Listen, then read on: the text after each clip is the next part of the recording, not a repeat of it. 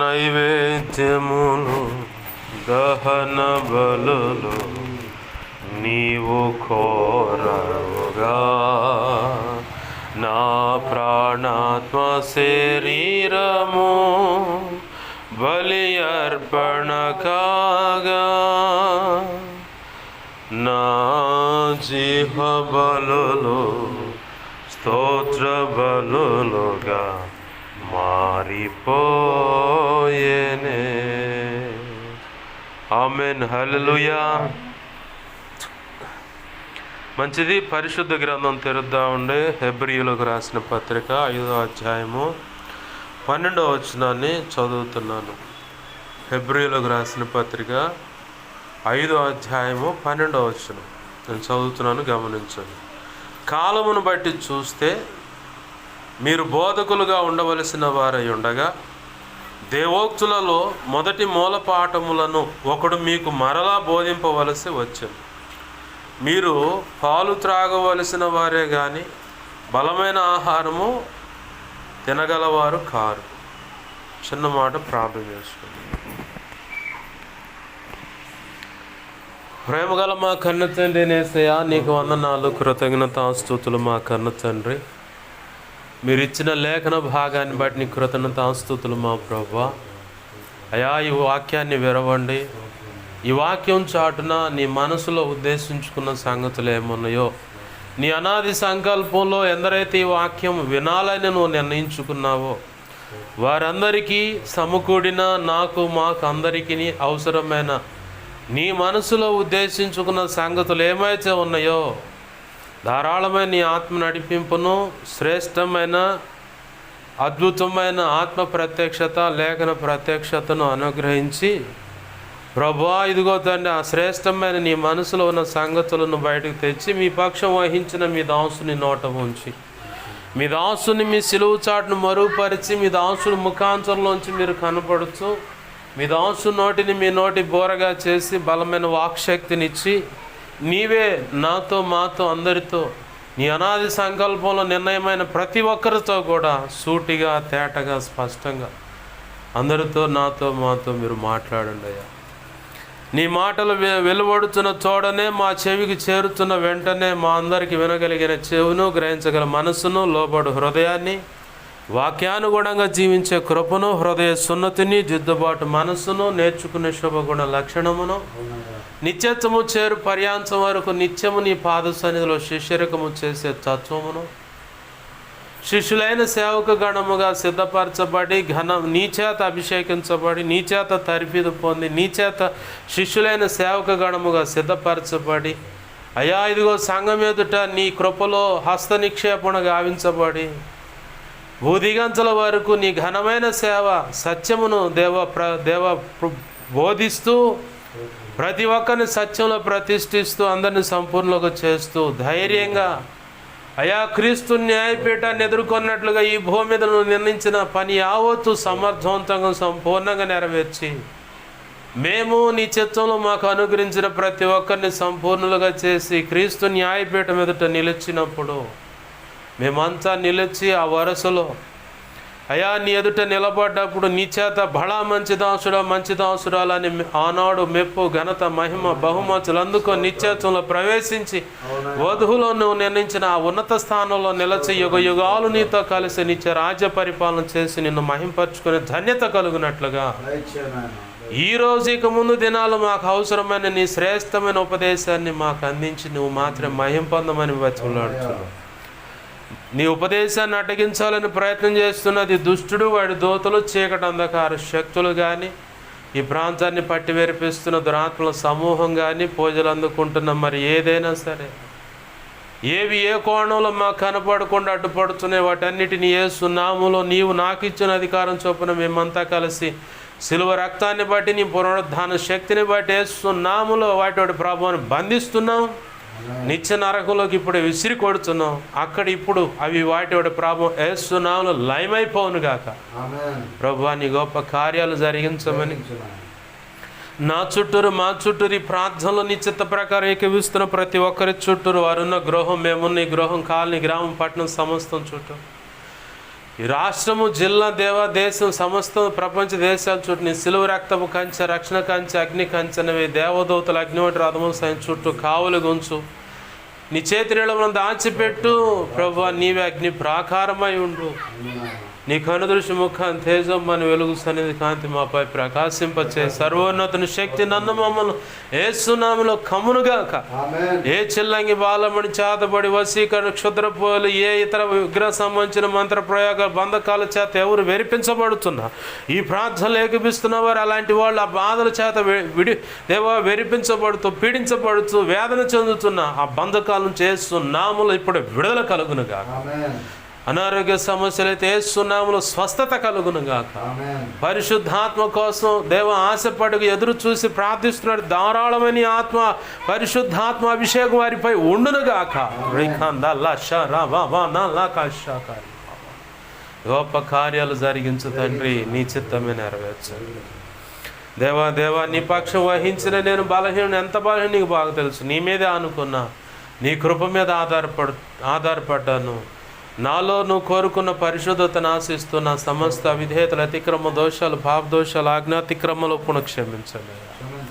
నీ సిలువ రక్తంతో నన్ను కడిగి పవిత్రపరిచి నీ పరిశుద్ధాత్మతో నింపండి. పరిశుద్ధాత్మ అగ్నిలో పుట్టవే శుద్ధ సువర్ణంగా మార్చి నీ పరలో శుద్ధ సువర్ణ చైలు నా ఇంకను గొప్పగా ఉంచు. మత్తయి 10:1-7-20 ప్రకారం, యెషయా 57:16 ప్రకారం, అపోస్తుల గారి 4:27-31 ప్రకారం నీ కృప నాకు దయచు.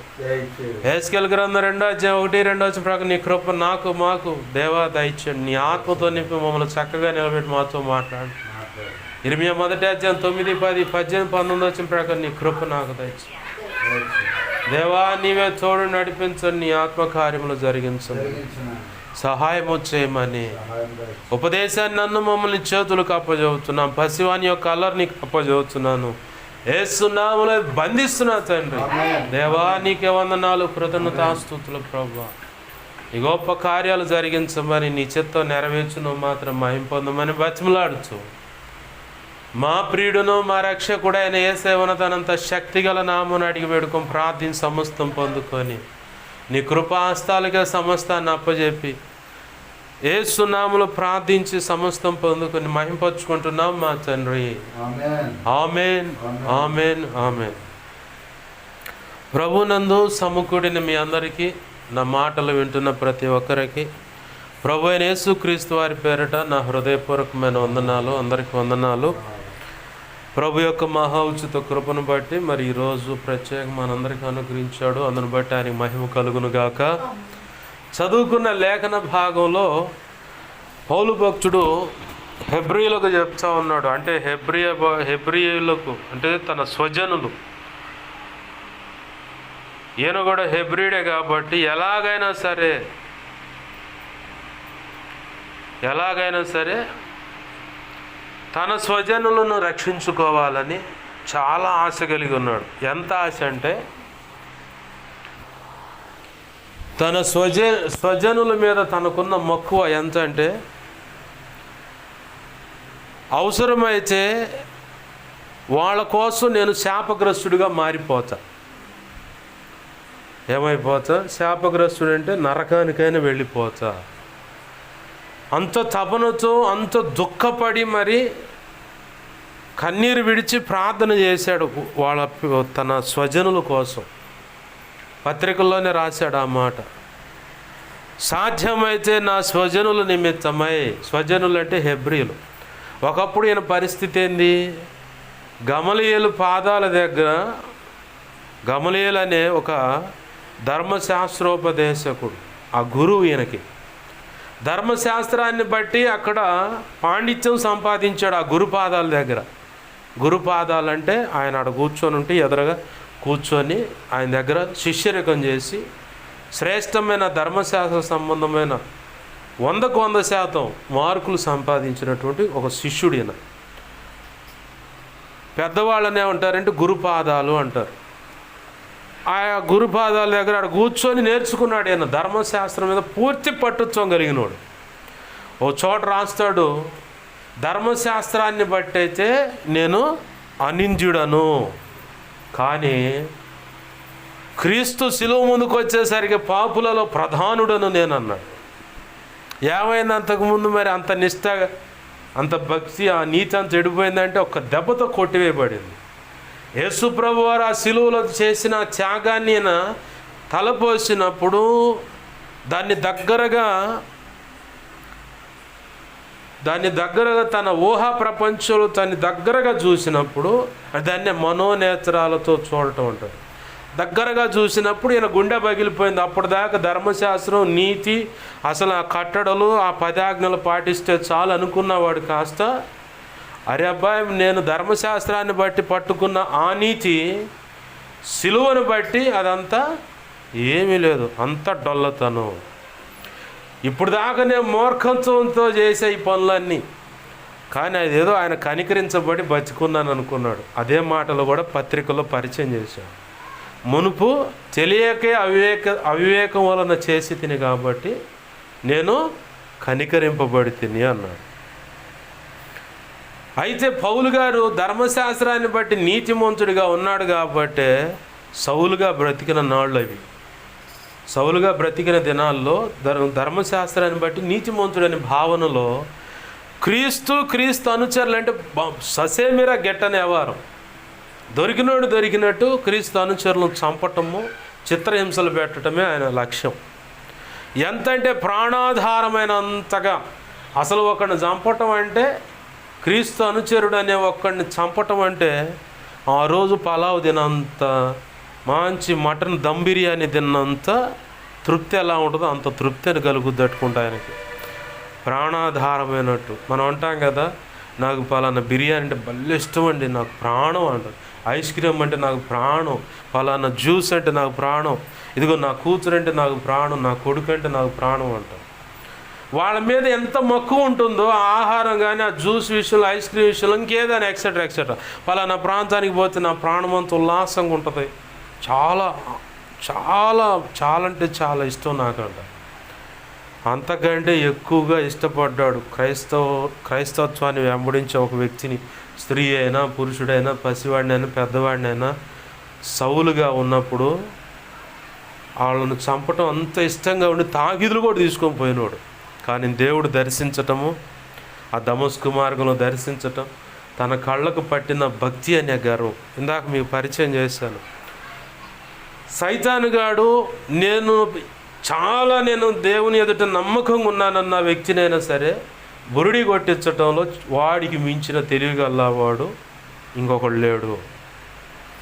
దానికి ఏంటి పాస్ గారు ఆధారం అంటే, డబ్బు సంచి పక్కనే ఉంది, యేసుప్రభు వారు పక్కనే ఉన్నాడు. యేసుప్రభు వారు ప్రతి ఒక్కరి హృదయ ఆలోచనలు ఎరిగిన వాడే. వాళ్ళ హృదయ స్పందనను బట్టి ప్రతిస్పందించి మీరెందుకు ఇలా అనుకుంటున్నారు అంటున్నాడు. ఆ మాటలు ఈ వ్యక్తి వింటున్నాడు. మీరు ఇప్పుడు నన్ను రాళ్లతో కొట్టి చంపనుద్దేశించారు అన్నాడు. ఆ మాట ఈ ఇస్కరియోతు యోధ విన్నవాడే.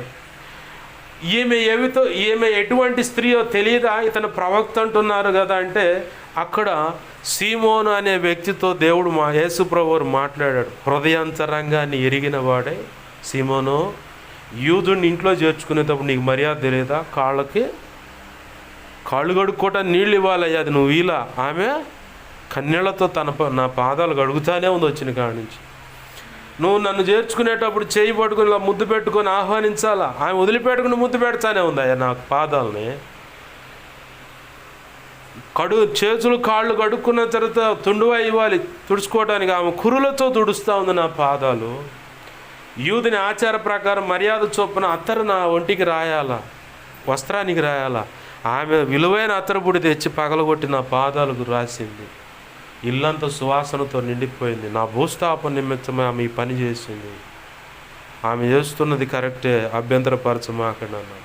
ఈ సంగతులన్నీ ఆయన పబ్లిక్ వాళ్ళు నోరు తెరిస్తే మాట్లాడా, లేకపోతే హృదయ అంతరంగంలో అనుకున్న దాన్ని బట్టి మాట్లాడాడు. ఈ సంగతులన్నీ ఇస్కరియోతు యోధకు తెలుసు. అయినా డబ్బు సంచి దాంట్లోంచి డబ్బు దొంగలిస్తానే ఉన్నాడు. అలాగనే మత పెద్దల దగ్గర పోయి ఆయన బట్టిస్తే నాకు ఎంత ఇస్తారని వ్యాపారం కూడా చేస్తానన్నాడు. ఇవన్నీ ఎరిగి కూడా ప్రభు మౌనంగానే ఉన్నాడు, తెలుసుకుంటాడు. ఇన్ని చూస్తానే ఉన్నాడుగా. నా దొంగతనం ఎక్కడో చోట బట్ట బయలుదని తెలియాలిగా. అయ్యేమనుకోలేదు. ఇందాక మనం అనుకున్నాం పేతురు, నువ్వు ఖచ్చితంగా ముమ్మారు అబద్ధం ఆడుతావు. అబ్బే ప్రాణమైన ఇస్తాను కానీ ముమ్మారు నేను అబద్ధం ఆడిన ప్రభు. కానీ ప్రభు చెప్పిన ప్రకారం ముమ్మారు అబద్ధం ఆడాడు. కోడి కూసింది. అక్కడ ఆ సైనికుల చేతులు యేసుప్రభు దెబ్బలు తింటూనే పేతురుకి వెళ్ళి జాలిగా చూశాడు. అంతే, గుండె పగిలి వెలుపులోకి పోయి సంతాపపడుచు ఏడ్చాడు. ఈ ఉదంతాలు ఎందుకు గుర్తు చేస్తూ ఉన్నా అంటే, ఇక్కడ ఇంకొక విషయం కూడా, ఎలీషా పక్కనున్న గెహజీ కుష్టు వ్యాధి పట్టిన నయమాన్ వచ్చాడు. ఎలీషా చెప్పినట్టు అంతా అయిపోయింది, శుద్ధుడయ్యాడు, వెళ్ళిపోతా, బహుమతులు అయిపోతే నాకు వద్దయ్యా, దేవుడున్నాడు నన్ను పోషించడానికి, నువ్వేమి ఇవ్వద్దులే కానీ నువ్వు తీసుకొచ్చింది నువ్వు తీసుకుని వెళ్ళిపోంటే ఆయన మక్కువతో, అయ్యా ఈ నేల మట్టిని తీసుకుపోతా అంటే నీ ఇష్టం వచ్చినంత తీసుకుపోండి. ఇది నా ఏం బంగారమా, నేను డబ్బులు కొన్నదా? అదే పద్ధతి ఇవాళ క్రైస్తవులు అక్కడక్కడ కనపడుతుంది. కాకాని తోటకు పోతే ఆ సమాధి మీద పూలో కాయలో లేదంటే అక్కడ మట్టి ఏదో ఒకటి తెచ్చుకుంటారు. ఏదన్నా పుణ్యక్షేత్రం అనుకుంటే అదే ఆ ఊరు పేరు రావట్లేదు, నాగపట్నం వచ్చి నేను కూడా పోయా. ఆ ఇసుకలో మోకాళ్ళ మీద నేను కూడా నడిచా.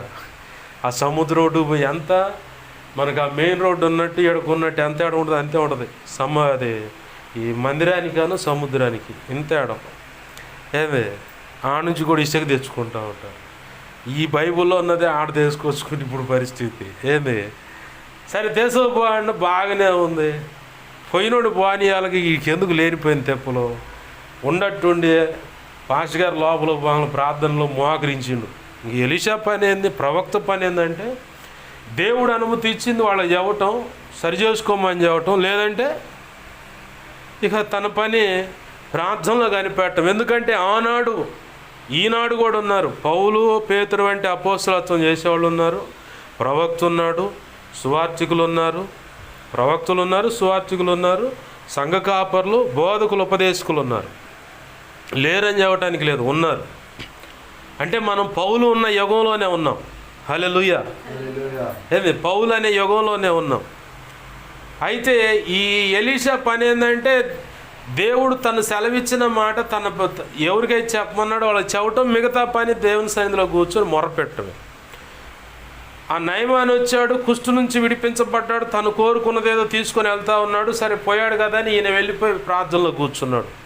వీడికి రంది పుట్టింది ఆ డబ్బును ఎండిని చూడంగానే, బంగారం చూడంగానే ఇక బర పరిగెత్తుకుంటా పోయి అయ్యగారు అయ్యగారు అయ్యగారు అయ్యగారు అయ్యగారు వెళ్ళిపోయి చివరికి ఆడికి పోయి వాళ్ళని రథాన్ని ఆపి వాడికి కావాల్సిందంత తెచ్చుకొని జాగ్రత్తగా దాచిపెట్టుకొని ఆ తర్వాత ఏం ఎరగనట్టు ఆడొచ్చి కూర్చోండు. ఎలీషా ఏమన్నాడు, గెహజీ యాడికి వెళ్ళి వచ్చావు? అబ్బే అయ్యగారు నేను యాడికి పోలేదు, ఉన్నది ఉన్నట్టు ఒప్పుకున్నట్టు. ఆ కుష్టు వ్యాధి తన తర్వాత తన పిల్లలకి, భార్య, ఇక ఎవరికి వచ్చేది కాదు. ఏదన్నా ఉంటే ఒక గద్దింపుతో అయిపోయేది మొత్తం వ్యవహారం అంతా. ఉన్నది ఉన్నట్టు ఒప్పుకోకుండా మనోడు ఏం చేసిండంటే, అబ్బే నేను ఆడికి పోలేదండి. ఈ ఉదంతాలు ఎందుకు దేవుడు పరిచయం చేస్తూ ఉన్నాడంటే, ఎక్కడైతే ప్రతి భక్తునిలో ఉండే ఒక చిన్న అవలక్షణం, అంటే సైతాను గాడే తీసుకొస్తాడు, దాన్ని దేవుడు తన భక్తునికి, తన తర్వాత తన ముందుకు దేవుడే రప్పించబోతున్న భక్తులకి కూడా ఉపయోగకరంగా ఆ విషయాన్ని మార్చుకుంటాడు. ఆమేన్, హల్లెలూయా. ఎలా పాష్ గారంటే, మనమేమో దేవుని యందు యథార్థంగా ఉన్నాం, నీతిగా ఉన్నాం, నమ్మకంగా ఉన్నాం, పరిశుద్ధంగా ఉన్నాను, నేను ఆల్ పర్ఫెక్ట్ అనుకుంటాం. నేను కరెక్ట్గానే ఉన్నానండి, నాకు అంతా తెలుసు అనుకుంటాం. మన జ్ఞానం ఎంత వెర్రితనమో, మన తెలివితేటలు ఎంత వెర్రితనమో, మన మీద మనం ఆధారపడితే ఎంత బలహీనులమో, అలాగనే దేవుని ఎదుట నేను నీతిగా, యథార్థంగా, పరిశుద్ధంగా, భక్తిగా ఉన్నాను అనుకున్నది కూడా అది ఎంత వెర్రితనంగా ఉంటుందో, ఎంత హాస్యాస్పదంగా ఉంటుందో. ఒక చిన్న బలహీనత నీ జీవితంలోకి అనుమతించి దాన్ని విరగదీస్తాడు. విరగదీస్తాడు.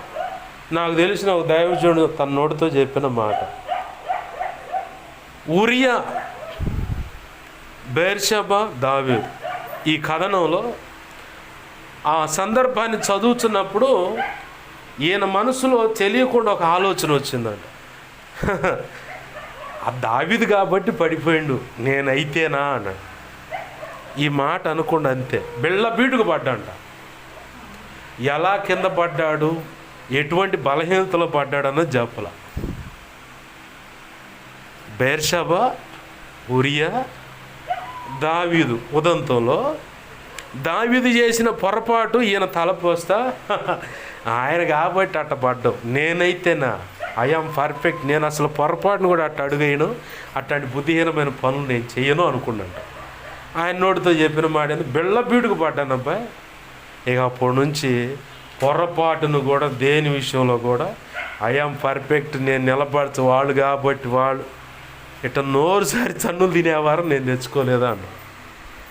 ఇంకొక విషయం కూడా, ఇంకా మనం భక్తిపరులము, దేవుని ఎదుట నమ్మకంగా ఉన్నాము అని చెప్పి అనేది నిర్ధారణ చేసుకోవడానికి మనలో ఇంకొక బలహీనత కూడా కనపడుతుంది. ఎదుటి వ్యక్తులు ఎవరైనా బలహీనపడి రక్షణ పొందిన వ్యక్తులే, ఓ సిగరెట్ తాగుతాను, బీడీ తాగుతాను, తాగుడు, క్వార్టర్ సేల్స్ ఓపెన్ చేసో, లేదంటే అక్రమ సంబంధంలో కొనసాగుతాను, ఏదో ఒక బలహీనపడ్డ గడియ ఉంటుంది. ఆ గడియని మనం ఏం చేస్తామంటే, నేనైతేనా పొర్రపాటును కూడా నేను అట్టు అడిగానండి. ఒకవేళ ఆ వ్యక్తికి సెల్ ఫోన్లో నీలి చిత్రాలు చూసే అనుభవం, అలాంటి శోధనలో ఒకవేళ వాళ్ళు చిక్కబడి ఉంటే, ఆడపిల్ల కావచ్చు, మగపిల్లగాడు కావచ్చు, ఇలా చూడనోడు ఎవడు లేడు. ఆండ్రాయిడ్ సెల్ ఫోన్ వచ్చిందంటే దాన్ని నీతిగా భక్తి చేయడానికి వాడుకోవచ్చు. అలాగనే దాంట్లో పాపం సంబంధించినది ఉంది, అలాగనే లోకంలో ఏం జరుగుతుందో తెలుసుకోవడానికి ఉంది, అలాగనే జ్ఞానాన్ని సంపాదించుకోవడానికి అవసరమైనది, ఫ్యూచర్లో ఏముంది అంటే గతంలో ఏం జరిగింది, ఇప్పుడు ఏముంది, ఇక ముందు ఏం చేయబోతున్నారు, ఏంది, ఎలా ఉంటుంది, ప్రపంచ దేశ పరిస్థితులు, రాజకీయ స్థితిగతులు అన్నీ సంగతులు తెలుసుకోవటానికి ఉపయోగకరంగా ఉంది. అలాగనే బీటుగా ఒక ఆత్మీయుడు పడిపోవటానికి కావలసిన సహాయక సంబంధమైన చిత్రాలు కూడా దాంట్లో ఉన్నాయి. ఇలాంటి బలహీనతలు చెక్కబడ్డ వాళ్ళైనా సరే, కొంతమంది వాళ్ళకున్న రోగాన్ని బట్టి అతిశయించి తొందరపడి నోరు జారుతారు. ఏదో పొరపాటు చేసి ఉండదు, లేకపోతే ఎయిడ్స్ అని ఎందుకు వచ్చిందంట. సేమ్ అదే అనుమతిస్తారు యువతల వ్యక్తికి కూడా దేవుడు. అంటే పొరపాటు చేసినందుకు అనుమతించడం, ఒక్కొక్కప్పుడు ఇంజెక్షన్ ఇన్ఫెక్షన్ వల్ల కూడా ఎయిడ్స్, హెచ్ఐవి రెండు ఏదో ఒకటి మాత్రం ఖచ్చితంగా వచ్చుద్ది. లేదు ఆ ఇంజెక్షను ఇప్పుడు వస్తున్న దుర్మార్గపు చర్యలు ఏంటంటే, వాడిని తీసుకుపోతారు కదా, మళ్ళీ వాటిని క్లీన్ చేసి మళ్ళీ అయ్యే ప్యాక్ చేసి పంపిస్తున్నారని ఒక నానుడు ఉంది. అది వాస్తవమో అవాస్తవం, లేదంటే ఉండొచ్చు. ఎందుకంటే గుంపులో గొర్రెలు అన్నట్లుగా కల్తీ కూడా అట్నే వస్తూ ఉంది. ఒరిజినల్ అంతే ఉంది, ఒరిజినల్ తగ్గట్టుగా డూబ్ రంగు వేసుకొని అట్లనే డూబ్ కూడా వస్తూ ఉంది. కాబట్టి ఈ రాలేదంటానికి లేదు, ఉన్న వాటిని బట్టి ఎవరికో దేవుడు తన సంకల్పం చొప్పున వీళ్ళకున్న పైచ్య నిరగదీయటానికైనా సరే ఆ రోగాన్ని అనుమతిస్తాడు. గతంలో మీకు చెప్పాను ఒక పెద్ద ఆయన గురించి, ఇటు పెట్టిండు చుట్ట తాగుతానే ఉండి నేను చూస్తానే ఉన్నా. ఆత్మీయుడు చుట్ట తాగుతున్నప్పుడు ఏదైనా బలహీన పడ్డప్పుడు డైరెక్ట్ పోయి గదిస్తే మాత్రం గదివినా వాళ్ళు ఎమ్మటనే నా సంగతి అంతా తెలిసింది కాబట్టి నేను మందిరానికి రాను, దైవజనుడి దగ్గరికి రాను, ఇక నేను దూరం అయిపోతాను అనుకుంటా. అట్లా దూరం అయిపోయిన వాళ్ళు చాలామంది నేను చూశాను. నాకున్న పద్ధతి, దేవుడు నాకు నేర్పిన విషయం ఏంటంటే, ఒక బలహీనత చూసినప్పుడు డైరెక్ట్గా పోయి నేను అడగను, ముందు ప్రార్థన చేస్తా, తర్వాత వల్ల కాలేదనుకుంటే ఉపవాసం ఉండి ప్రార్థన చేస్తా, ప్రభాతంతో మాట్లాడే ఒక అవకాశం అని అడుగుతా, స్త్రీ అయిన పురుషుడైనా మాట్లాడే ఒక అవకాశం అని అడుగుతాను. అవకాశం ఇచ్చినప్పుడు అప్పుడు కూడా డైరెక్ట్గా పోయి అడగను. ఏదో ఒక దేవుని మాట వచ్చినప్పుడు ఆయనే మాట్లాడుతాడు, ఆ వ్యక్తితో మాట్లాడినప్పుడు సరి చేయబడుతుంది. ఈ పెద్ద ఆయనతో నేను మాట్లాడే సమయం ఎప్పుడు వచ్చిందంటే, ఆయన అందరూ వదిలేసి ఆయన చూడలేని పరిస్థితి వచ్చినప్పుడు మందిరంలో వచ్చి పండుకోండు. ఇక అదే ఆయనకి ఇల్లు. ప్రార్థన చేయడానికి సాయంత్రం పూట వచ్చినప్పుడు నాతో పాటు కూర్చునేవాడు. అప్పుడు అడిగా, అయ్యా నా పరిస్థితి ఇలా ఉంది అని చెప్పి ఆయన అంటూ ఉంటే, సరే నీ పరిస్థితి ఇలా ఉంది, మరి ఇప్పుడు ఏం చేస్తున్నావు ఏందని చెప్పని అడుగుతా నా కోసం కూడా ప్రార్థన చేయండి అయ్యా అంటే నేను ఒక మాట అడిగా, నీకు ఒక బలహీనత ఉంది కాదు అన్న. అమ్మడిని స్టన్ అయ్యిండు. నీకెట తెలుసు అండి, నువ్వు నీకున్న బలహీనత చుట్ట తాగుతున్నావు అని కూడా అనలా, నీకున్న బలహీనత నాకు తెలుసు. నిన్ను ఆ రోజు చూసిన కాడి నుంచి నేను ప్రార్థన చేస్తానే ఉన్నాను. డైరెక్ట్గా అడిగితే నువ్వు వారిపోతావు, సంఘానికి కూడా రావు, ప్రభు వాళ్ళకు కూడా చెయ్యవు. కాబట్టి నిన్ను అడగట్లా, నేను డైరెక్ట్గా నిన్ను అడగట్లా. బలహీనత ఉంది కాబట్టి ప్రభువా నన్ను క్షమించని అడుగు యేసయ్యని. ఆయన క్షమిస్తాడు, ఖచ్చితంగా నీకు కృపనిస్తాడు, నీకు మంచి ఆరోగ్యం ఇస్తాడు, దేవుడు ఆశీర్వదిస్తాడు. నా మాట నీ పని చేయన్న. దేవునికి మహిమ కలుగునుగా. హల్లెలూయా. ఈ పని చేయని చెప్పి అని అనగానే ఆ ప్రార్థన చేసుకున్నాడు. ఒక సమయం వచ్చింది, ప్రభు తీసేసుకున్నాడు. అని అంటే పరిపూర్ణ స్థితికి తెచ్చుకున్నాడు. ఇక ఫైనల్ అది ఆ చిన్న బలహీనతను బట్టి పరలోకాన్ని మిస్ కాకుండా ఉండటానికి ఆ సమయం నాకు అనుగ్రహించాడు ప్రభు. ఈ బలహీనత చేత బాధించబడుతున్న ఈ వ్యక్తిని చూసిన ఒక పెద్ద ఆయన ఎగతాళి చేశాడు, ఎక్కిరిచ్చినట్టుగా మాట్లాడాడు.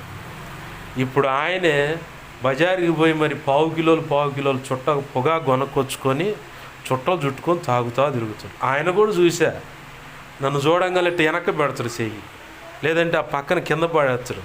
ఏదన్నా బాగున్నావన్నా, వందనాలన్నా అంటాడు. వందనాలు అంట.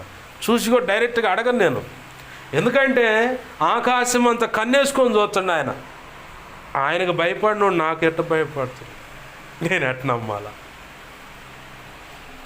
దేవునికి భయపడ్డవాడు దైవజనుడికి కూడా భయపడతాడు, దేవునికి లోబడినవాడు దైవజనుడికి కూడా లోబడతాడు.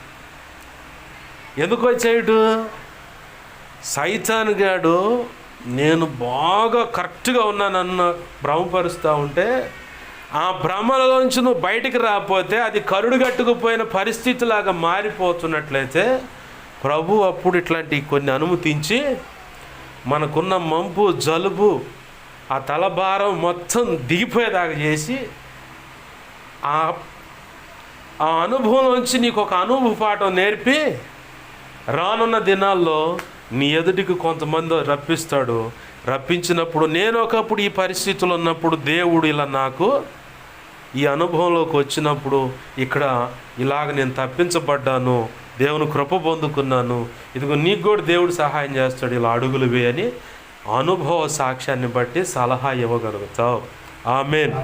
సైతాన్ గాడేమో దురుద్దేశంతో నిన్ను భ్రష్టుడిగా చేయటానికి భక్తి గర్వం అనేది మనల్ని బట్టేలాగా చేసి లాక్కొని పోతూ ఉంటే ప్రభు కొన్ని బలహీనతల్లోకి మనల్ని అనుమతించి, కొన్ని పొరపాట్లు చేసేలాగా చేసి, తొందరపడి నోరు జారేలాగా కొన్ని అనుమతించి, వాటిని కూడా నీకు మేలుగాను, ఆయనకు ఘనతగాను, ఆయన అనుకున్న పనికి పునాదులుగాను, ప్రతి ఒక్క వ్యక్తికి ఆశీర్వాద కారణంగాను ఉండేలాగా ఆయన అన్ని విషయాలను మలుచుకోగలడు.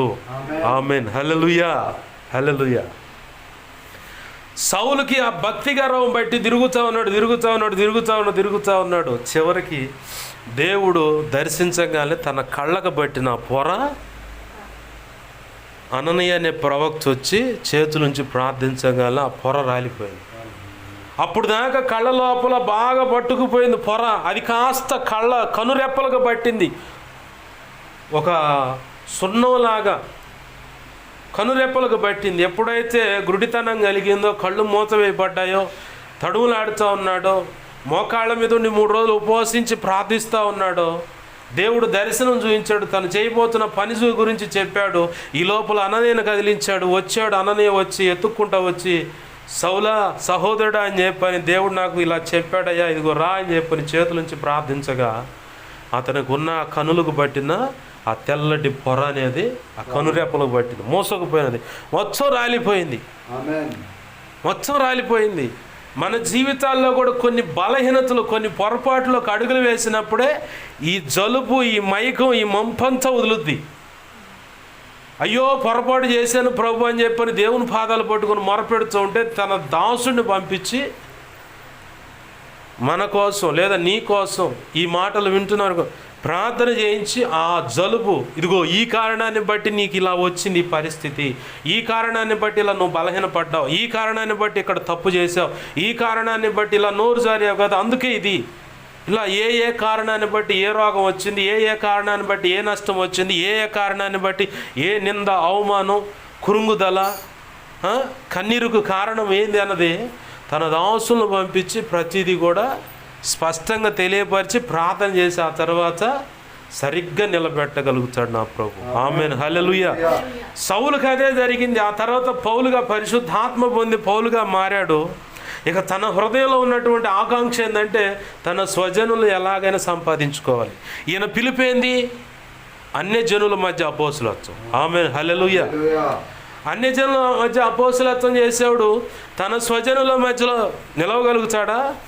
తన స్వజనుల మధ్యలో ఎంత చెప్పినా కానీ అసలు అది వర్కౌట్ అవుతుందా? కాదు. కానీ పౌలు యొక్క మనసులో ఉన్న ఆశ, ఆలోచన ఏంటంటే ఎలాగైనా నా వారిని నేను సంపాదించుకోవాలి. ఎంతకంటే నా వారిని నేను సంపాదించుకోవడానికి ఈ వ్యక్తిని నేను సంపాదించుకోవాలనుకుంటే ఆ వ్యక్తికి వచ్చేటువంటి శిక్ష ఏదైతే ఉందో నరకమే అవచ్చు, నేను అనుభవిస్తా. నిర్దాక్షిణ్యంగా నేను పోయి ఆ నరకంలో పడతా, కానీ ఆ వ్యక్తి రక్షించబడాలి.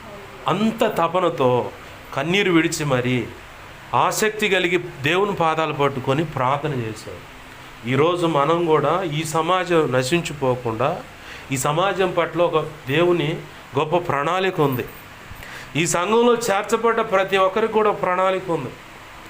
మనం మాత్రం నాకు సంబంధం లేదులే, నాకు కాదులే అన్నట్టుగా తిరిగితే మాత్రం ఖచ్చితంగా ప్రభు సన్నిధిలో మనం గద్దింపు ఎదుర్కొంటాం. ఇంకొకటి ఏంటంటే లెక్క అడుగుతాడు. నిన్ను ప్రత్యేకంగా ఈ సంఘంలో చేర్చి మరి ఈ సంఘం యొక్క దర్శనాన్ని, బాధ్యతలు నీ భుజాన పెట్టాడు. మరి ముఖ్యంగా ఈ సమాజం నశించిపోకూడదని సంఘ క్రమాల్లో హాజరై ప్రార్థన చేయాలి. నీ వంచుగా నీ ప్రార్థన ఉండాలి. దైవజనుడు ఒఫిరయ్య గారు ఈ నెల క్యాలెండర్లో ఒక మాట రాశాడు. దేవుని పనిలో నీ వంచు లేకపోతే పరలోకం నీకు నీ వంచు ఏముంటుంది? దేవుని కొరకు ఒక గంట అయిన మోకాళ్ళ మీద ఉండలేకపోతే పరలోకంలో యుగ యుగాలు ఎలా ఉంటావు అని చెప్పని 2 నెలల్లో 2 మాటలు రాశాడు. ఈ మే, జూన్ నెలలకు రాశాడు. మే నెలలో దేవుడు రాసిన మాట ఏంటంటే దేవుని పనిలో నీ వంచు, అది ప్రార్థన. మొదటిగా ధనం చెప్పను నేను. దశంభాగాలు కానీ, దశంభాగాలు అంటే ధనంలో కానీ, ఆహారంలో కానీ, కృతజ్ఞతార్పణ, స్వేచ్ఛార్పణ, హృదయపూర్వక కానుకంటే ఆదివారం ఇచ్చే కానీ నేను అవి చెప్పను. అవి మీకు తెలుసు కాబట్టి మీరే అవి చేస్తారు. సంఘం యొక్క అవసరత అక్కరత ఎంత మట్టుకు ఉన్నదో మీరు బాగా ఎరిగి ఉన్నారు కాబట్టి దానికి తగ్గట్టుగా మీరు ఈ ప్రోత్సాహాన్ని అందిస్తూనే ఉన్నారు. గతంలో చూస్తూనే ఉన్నాను. దాని గురించి నేను మాట్లాడను. మొట్టమొదటిగా నీ దేవుని పనిలో నీ వంతు ఏంటంటే మోకాళ్ళ పెట్టుబడి. ఈ సమాజం కోసం ఆత్మను రక్షించబడాలని విజ్ఞాపన అనే పెట్టుబడి, ఉపవాస ప్రార్థన అనే పెట్టుబడి, రాత్రి వేళ దేవుని సన్నిధిలో కనిపెట్టి ప్రార్థన చేయటం కూడా ఒక ఉపవాసమేనట. దైవజనులు ఒఫిరయ్య గారు చెప్పారు. రాత్రి 12 గంటల కాడ నుంచి మ్యాక్సిమం 3 గంటలు, అంటే 3 దాకా కూడా నువ్వు తిన్నా సరే రాత్రి నిద్ర కాసుకొని 12 కాడ నుంచి 3 దాకా దేవుని సన్నిధిలో ప్రార్థనలో కనిపెట్టడం కూడా 3 గంటల ఉపవాస ప్రార్థనతో సమానం అంట. ఆ కారణాన్ని బట్టే 900 800 వచ్చినట్టుంది ఇప్పటికి. ఉపవాస ప్రార్థనలు రాత్రిపూట జరుగుతూనే ఉన్నాయి. స్పిరిచువల్ వార్ఫేర్ అని చెప్పని నడుస్తూనే ఉంది ఆ ప్రార్థన. ఆ ప్రార్థనలో అయ్యగారు చెప్పారు 12 కాడ నుంచి 3 గంటలయ్యా నిద్ర మానుకొని దేవుని సన్నిధిలో గడపటం కూడా ఉపవాస ప్రార్థన. దేనికోసం? సార్వత్రిక సంఘ సంస్కరణ క్షేమం కోసం, సార్వత్రిక సంఘ సంస్కరణ జరగాలని, సార్వత్రిక సంఘ క్షేమాభివృద్ధి కలగాలని, సార్వత్రిక సంఘంలో ఉన్న ప్రతి సంఘం దీవించబడాలని, ప్రతి ఒక్కరూ సత్యంలో ప్రతిష్ఠింపబడాలని, సర్వసంపూర్ణ సత్యంలో నడవాలని, అది రుచి ఎరగాలని, దుర్బోధలు సరిచేయబడాలని, సైతాన్ యొక్క ఆరాధనలు ఉన్నాయి అవి లయపరచబడాలని, దేవుని ప్రజలకు క్షేమం కలగాలని, ఇళ్ళు లేని వాళ్ళకి ఇళ్ళు కావాలని, ఆరోగ్యం అని, సేవకుల ప్రయాణంలో క్షేమం అని, ఇలా ప్రార్థనలు ఉన్నాయి. నీ వంచుగా నీ వంచు ఉండాలి. ఒకటి ప్రార్థన, విజ్ఞాపన, ఉపవాస ప్రార్థన, రాత్రి కనిపెట్టి మెలకువతో ఉండే ప్రార్థన చేసే అనుభవం. అలాగనే సంఘ క్రమంలో కూడా పరిచర్యలో దేవుడు నీకు ఇచ్చిన పరిచర్య, అవి నాకే ఉందండి పాస్టర్ గారు, పరిచర్య ఏమి లేదంటే సేవకుడు పక్కన నిలబడతాం కూడా నీకు ఇచ్చిన పరిచర్య. ఏలియా పక్కన ఎలీషా ఉన్నాడు. ఓ రాజు వచ్చాడు, ఏలియా వెళ్ళిపోయాడు, ఆయన కాలం వెళ్ళిపోయింది. నా మాటలు ముగిస్తున్నాను, శ్రద్ధగా నుండి. ఏలియా కాలం వెళ్ళిపోయాడు. ఆయన కాలం చెల్లిపోయింది అంటాం కూడా తప్పే. దేవుడే వచ్చి ఏలియాని సజీవుడిగా తీసుకొని వెళ్ళిపోయాడు. ఎలీషా ప్రవక్తగా ఉన్న కాలం అది. ఇద్దరు రాజులు ఉన్నారు. అబ్బాయి మనం పలానా చోటకు పోదామంటే మా ప్రవక్తలు ఉన్నారు, వీళ్ళు మాట్లాడుతారు, వీళ్ళని బట్టి వెళ్దాం శకునం చూసుకొని అంటే ఒక సూచన దేవుణ్ణి అడిగినట్టుగా వెళ్దామని చెప్పారంటే అక్కడ ఓ రాజు అంటాడు, యెహోవా ప్రవక్త ఇక్కడ లేడా అన్నాడు. ఆమేన్, హల్లెలూయా. అబ్బే ఉన్నాళ్లే కానీ వాడు అసలు నా గురించి మంచే చెప్పడు, వాడంతా నా గురించి చెడే చెబుతాడు. ఒక్కడు ఉండండి, ఎవరు అతన్నాడు? ఏలియా చేతుల మీద నీళ్లు పోసే ఎలీషా అనేవాడు ఒకడు ఉన్నాడు. ఏం చేసిన ఉద్యోగం ఏంది? ఏలియా గారి ఆడకు పోయి నిలబడితే ఆడ పక్కన పోయి చేతులు కట్టుకొని నిలబడతాం. నిలబడతాం. ఏం మాట్లాడేవాడు కాదట్టుకు నాకు తెలుసు. మాట్లాడేవాడైతే ఏలియా చేత ఎన్నో గద్దింపులు ఎదుర్కొనేవాడేమో. ఏం మాట్లాడాలి మెలకుండా కూర్చునేవాడు. ఆడికి వెళితే ఆడ తింటే తినడం, ఆడ పడుకుంటే ఆడ పడుకోవడం. గురువు గారు ఆడ కనిపెడతా ఉంటే దేవుని సన్నిధిలో ఇదిగో గుహ వాకిట్టేటి నిలబడి చూస్తూ ఉన్నాడు, కనిపెట్టాడు. ఇటు ఏమైనా క్రూర మృగాలు వచ్చాయి అని చెప్పి ఇటు ఎవరన్నా వచ్చారేమో అని ఆయన ఏదైనా కావాలన్నట్టు కాచుకొని నిలబడాడు. మోషే దగ్గర కూడా యెహోషువ ఏం చేశాడు? 40 దినాలు రాత్రి పగలు నీళ్లు లేవు, ఆహారం లేదు. దేవుని సన్నిధిలో పడి ఆడ కూర్చొని ఆయనతో మాట్లాడుతుండే ఆయన చెప్పాని హృదయం అనే పలక మీద రాసుకుంటా ఉన్నాడు మోషే. యెహోషువ మాత్రం ఆ కొండ దిగువలో కనిపెట్టుకొని కూర్చున్నాడు. ఎప్పుడు మా అయ్యగారు బాయ్ యెహోషువ ఎక్కడున్నావు అంటే గురువుగారు వస్తున్నాను అని చెప్పని పరిగెడతాను కాచుకొని ఉండి. ఈయన కూడా 40 రాత్రులు 40 పగళ్ళు తిండి తిండో లేదో నీళ్లు తాగాడో లేదో కానీ అట్లానే కనిపెట్టుకున్నాడు. ఈ ఇద్దరు భక్తులను గమనించండి. ఇక్కడేమో పక్కన కనిపెట్టుకున్న ఈయనకేమో 2 పాళ్ళ అభిషేకం వచ్చింది. మోషే గారిని కనిపెట్టుకొని వస్తే దేవుడు అంటున్నాడు నా ఆత్మను పొందుకొని ఉన్నాడు అతను అన్నాడు. ఆమేన్, హల్లెలూయా. దైవజనుడు పక్కన నడవటం వల్ల వచ్చే కృపది. అపోస్తుల కార్యం 5వ అధ్యాయంలో అట్టుకుంటే విధేయులకు అనుగ్రహింపబడు కృప అని ఉంది. దేవుని సంఘంలో నీకు ఒక పరిచయం అప్పచెబుతాడు దేవుడు. ఏదో ఒకటి దైవజనుడు వచ్చే లోపల ఈ బండ్లన్నీ తొడవటము, ఏదన్నా చేపలు పట్టలే ఉంటే వేయటము, లేదంటే కంజర ఆ పుస్తకాలు ఆడ రెడీ చేయటము. షాలేమన్న నా ఆత్మీయ తండ్రి దావీదు పాష గారిని బాయ్ రా బోధ అని చెప్పని ఊరు బయటికి సువార్త చెప్పబోయేసరికి ఈయన చిల్లర కొట్టుకాడికి ఎవరో ఒకళ్ళు వచ్చేవాళ్ళంట. దావీదు పాష గారు, ఆయన పేరు వెంకటేశ్వరు. ఎవరో ఒకళ్ళు వచ్చారంట, పచ్చడి పెట్టి అది పెట్టి ఇది పెట్టి ఇట్ట కాదు కానీ ఇట్రా బా ఇడదాకా పోయేద్దారా అని చెప్పి సైకిల్ ఎక్కించుకొని మరి తొక్కుంటా ఊరు బయట చెరువు కట్ట దగ్గర దేశపోతే ఆడ పక్కన రోడ్డు అమ్మడి తాటి బొచ్చలు నరికేసి పడేసి ఉండేయంట. ఆ డబ్బా ఆడ పెట్టాడు కూర్చొని చెప్పని సువార్త చెప్పిండంట. ఆయన సువార్త చెప్పి ఆయనకి అలా రక్షణ అనుభవంలో తీసుకొచ్చుకొని అదే సైకిల్ మీద సువార్త చెప్పడానికి ఆడాడకు పోయారు. అదే సైకిల్ మీద ఆడికి పోవాలంటే ఆడకు పోయారు. ఇవాళ దేవుని కృపలో సేవకుడు. అసలు నాకు ఇది లేదు అంటానికి లేదు. ఆ రోజు విప్పర్లపల్లిలో ఈయనున్న గడ్డ అది వెంకటేశ్వరులు అని, ఇప్పుడు దావీదు రాజు అని చెప్పని మా ఆత్మీయుతండి ఆయన ఉన్న ఇంటి పక్కన స్థలం దేవుడికి స్థలంగా మందిరంగా వదిలేశారు. అక్కడ ఇప్పుడు బేషన్ ఉంటుందిగా, దాన్ని తిరగేసి దాన్నే కంజరగా వాయిస్తే ఆడ సేవ మొదలుపెట్టాడు చాలేమన్న. ఇవాళ ఆడ మందిరం కట్టబడింది. 15 సెంట్లే ఉంది మందిరం. ఇప్పుడు ఇంకా పెరిగిందో ఏమో తెలియదు కానీ బేషన్ తిరగేసి దరివేసిన ఆ మందిరం ఇప్పటికి అంతే ఉంది. అది కాకుండా అవతలకు దేవుడు తీసుకెళ్ళి 15 సెంట్లు ఒకటే మందిరం దేవుడు ఇచ్చాడు. ఆమేన్, హల్లెలూయా. దేవుడు నిర్ణయించింది దేవుని పరిచర్యలో అసలు మందిరం వేలే సంఘంలో ఉన్న దాంట్లోనే మీకు ఒక విషయం చెప్పాను. మీ మధ్య ఉన్న నేను రక్షణ పొందిన తొలి దినాల్లో రొంపిచెర్లో తరచూ ఉపవాస కూటాలు జరిగాయి. నెలకు ఒకసారి ఉపవాస కూటాలు జరిగాయి. నా అదృష్టం ఆ రోజు నా స్నేహితుడు నోవా భాష గారు ఉన్నాడు, 8 ఏళ్ళ సేవ చేస్తున్నాడు. అప్పుడుకి పరిచారకుడే. ఆయన వచ్చిన 1 సంవత్సరం తర్వాత నేను వచ్చా దావీదు భాష గారు. ఇలా ఉపవాసుకోవటం కాబట్టి నేను రావట్లేదు అబ్బాయి, నువ్వు వెళ్ళు అని. సరేనా అన్నాడు. సరే ఒక్కడే ఎలా వెళ్తావు, నీకు తోడు ఎవరున్నారు? ఎవరు లేరన్నా, మీరు ఎవరో ఒకరిని తీసుకెళ్తా అని. సరే దానియాలు ఖాళీ అన్నాను. నాకు పని ఉంది వాస్తవానికి. బజాడీలు తోలితేనే ఇంట్లో బండి నడుచుద్ది. అయినా సరే దాన్ని పడేసి ఖాళీ అనయ్యా అని. సరే మీ ఇద్దరు కలిసి వెళ్ళండి. బండి ఆడ పడేసి వెళ్ళిపోయి ఆడ కూర్చున్నా. ఇలానే ఇంట్లో జరుగుతుంది, ఆడ కూర్చున్నా నేను. ఇట్లనే బ్యానర్ ఒకటి ఉండేది, చేతులు ఇట్లా లోబడిన వాళ్ళని ప్రజల వైపు దినమెల్ల చేతులు జాపుతున్న బ్యానర్ ఎట్టు ఉండేది. ఇటు స్త్రీలంతా కూర్చునేవాళ్ళు, పురుషులు అట్లా లోపల కూర్చునేవాళ్ళు. నేను ఆడ కూర్చున్నా. ఆరాధన జరిగించే టైం ఇక్కడ చాపేసి ఉంది. నా స్నేహితుడు అన్నాడు, ఇడికి రా అన్న. నేను రానన్నా. ఎందుకంటే ఇది పవిత్రమైన స్థలం, నేను కూర్చోటానికి అర్హుని కాదు. వాస్తవానికి ఇక్కడ ప్రతిష్ఠించలేదు, కానీ చాపేయబడింది కానీ దేవుని సన్నిధి ప్రత్యేకంగా ఇక్కడ ఉంటుంది. కాబట్టి ఆ భయంతో నేను అక్కడ కూర్చోడానికి అర్హుని కాదు అని చెప్పి నేను ఆడ ఉన్నా. కాదు నువ్వు రా అంటాడు. నేను రానంట. నువ్వు అరవకుండా అని చెప్పని వచ్చిండు. భయంగా ఈ మనిషి కూర్చున్నట్టు ఆ మూలలో కూర్చున్నా.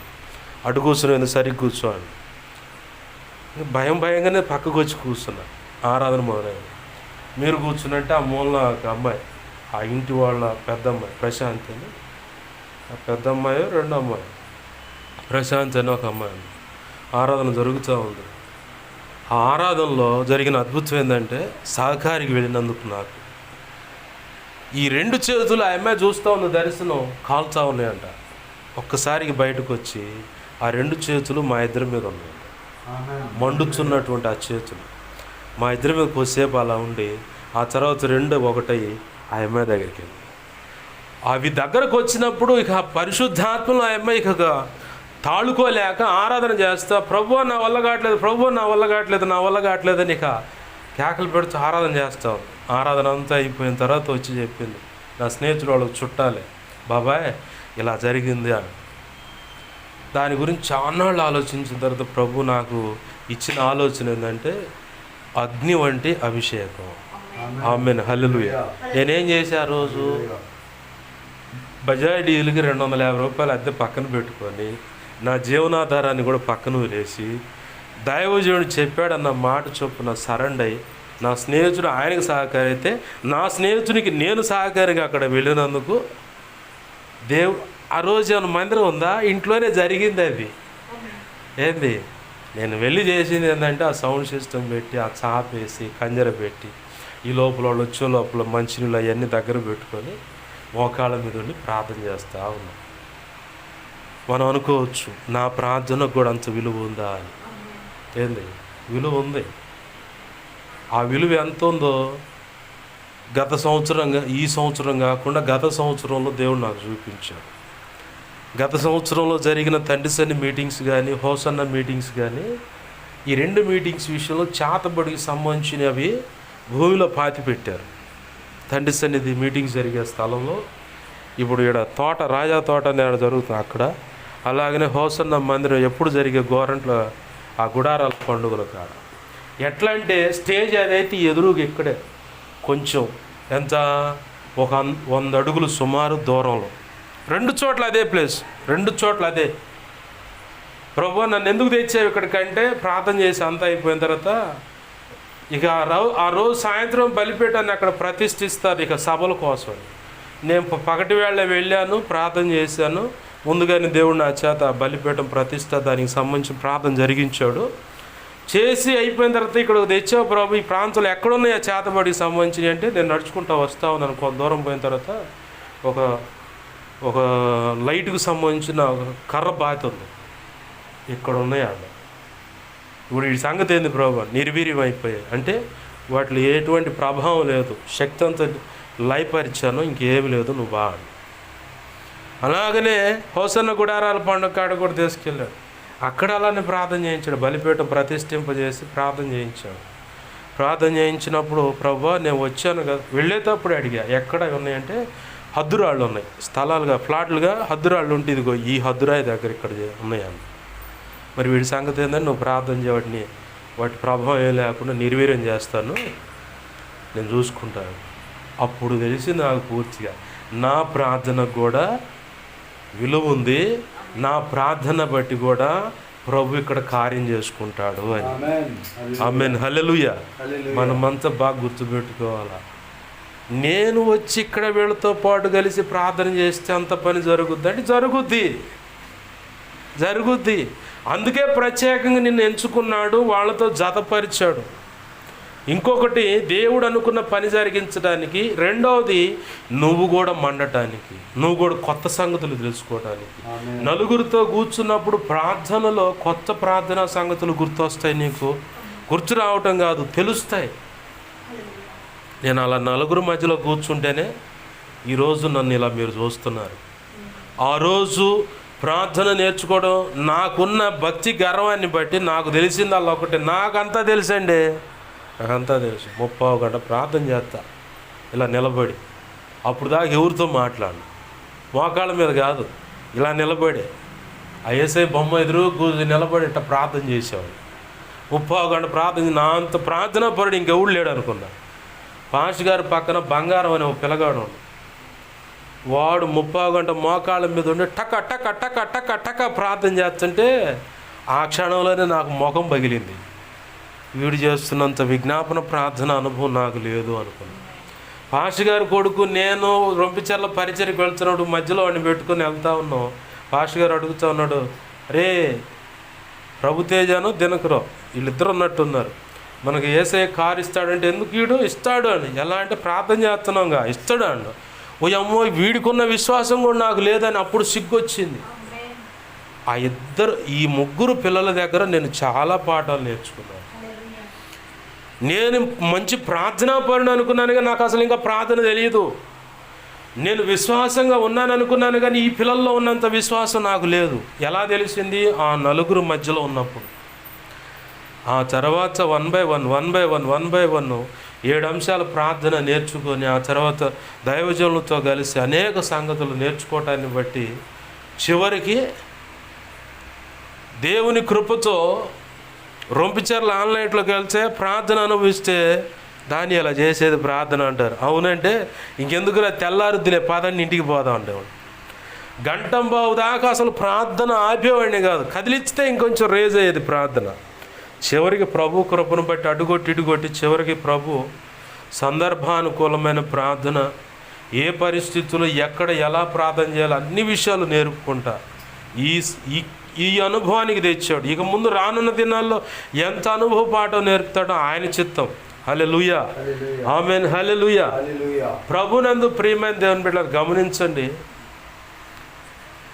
అననీయ వెళ్ళి ఎప్పుడైతే ప్రార్థన చేశాడో ఆ ప్రార్థన తర్వాత సౌలు కాస్త పౌలుగా బాప్తీస అనుభవంలోకి రావటం, ఆ తర్వాత ప్రభు కృపను బట్టి తన స్వజనుల కోసం తను ఎంతైనా నష్టపోవడానికి సిద్ధపడి ఆ తృక్షణ తీవ్రత కలిగి కన్నీరు విడుచుచు దేవుని పాద సన్నిధిలో మొరపెడుతా హెబ్రీలకు సంబంధించిన ఒక పత్రిక రాయడానికి కూడా ప్రభు కృపనిచ్చాడు. అలాగనే హెబ్రీలకు అంటే తన స్వజనుల మధ్యలో కూడా తనకు ఒక సంఘాన్ని ఇచ్చాడు. ఆమేన్, హల్లెలూయా. ఆ సంఘం యొక్క వ్యక్తులతో, సంఘంలో సభ్యులతో పౌలు మాట్లాడుతూ ఉన్నాడు. ఇప్పుడు వచ్చాం సందర్భంలోకి. పౌలు మాట్లాడుతూ ఉన్నాడు, కాలమును బట్టి చూస్తే మీరు బోధకులై ఉండవలసిన వారై ఉండగా. కాలమును బట్టి చూస్తే అంటే మనం బాగా జ్ఞాపకం చేసుకోవాలి. ఇప్పుడు మనం ఉపదేశంలోకి అడుగు పెట్టాము, అసలు సందర్భంలోకి ఇప్పుడు అడుగు పెట్టాం. కాలాన్ని బట్టి చూడగా అన్నాడు. కడుపును పుట్టిన కొడుకైనా కూతురైన విషయంలో తల్లిదండ్రులు ఒక ఆలోచన కలిగి ఉంటారు. ఇదిగో ఈ పిల్లగాడు ఈ పిల్ల డిగ్రీ దాకా చదివిస్తే, లేదు ఇప్పుడున్న అవకాశాలను బట్టి ఈ చదువు చదివిస్తే ఖచ్చితంగా ఈమె, లేదు ఇతను పాస్ అయితే, ఇదిగో పలానా ఉద్యోగాన్ని వీళ్ళు కనుక కొట్టగలిగితే ఇన్ని వేల రూపాయలు లేదా ఇన్ని లక్షల రూపాయలు జీతం వస్తుందని స్థిర నిశ్చయిత కలిగి ఆసక్తితో వీళ్ళ రెక్కలను గుల్ల చేసుకొని కడుపు మార్చుకొని ఒక పూట తినడం తగ్గించుకొని తద్వారా వచ్చే ఆ రూపాయిని జాగ్రత్త చేసి ఆ బిడ్డలను ఎంతో కష్టపడి చదివిస్తారు. అవునా కాదా? చదివిస్తారు. చదివిస్తున్నటువంటి ఈ పిల్లలు నా తల్లి తండ్రి ఇంత కష్టపడి ఇంతగా వాళ్ళు ఒక పూట మా కోసం ఆకలి అనుభవిస్తూ ఒక పూట ఆకలిని ఒక పూట కూడును కూడా కట్ చేసుకొని తగ్గించుకొని ఎంతో రెక్కల గొల్ల చేసుకొని కష్టపడి మమ్మల్ని చదివిస్తున్నారు కాబట్టి మేము ఖచ్చితంగా మా తల్లిదండ్రుల యొక్క కళను నెరవేర్చాలి అన్న ఆసక్తి కలిగి వారు చదివి పాస్ అయితే మనకు గర్వమా, సంతోషమా? చాలామంది చెప్పుకొని మరి ఆనందిస్తాం, మా అమ్మాయి ఇలా పాస్ అయింది, మా అబ్బాయి ఇలా పాస్ అయ్యాడని చెప్పి. అదే మనం ఆసక్తి నిలిపి ఆ వ్యక్తులు ఫెయిల్ అయ్యారనుకో ఎంత నిరుత్సాహం ఉంటుందో.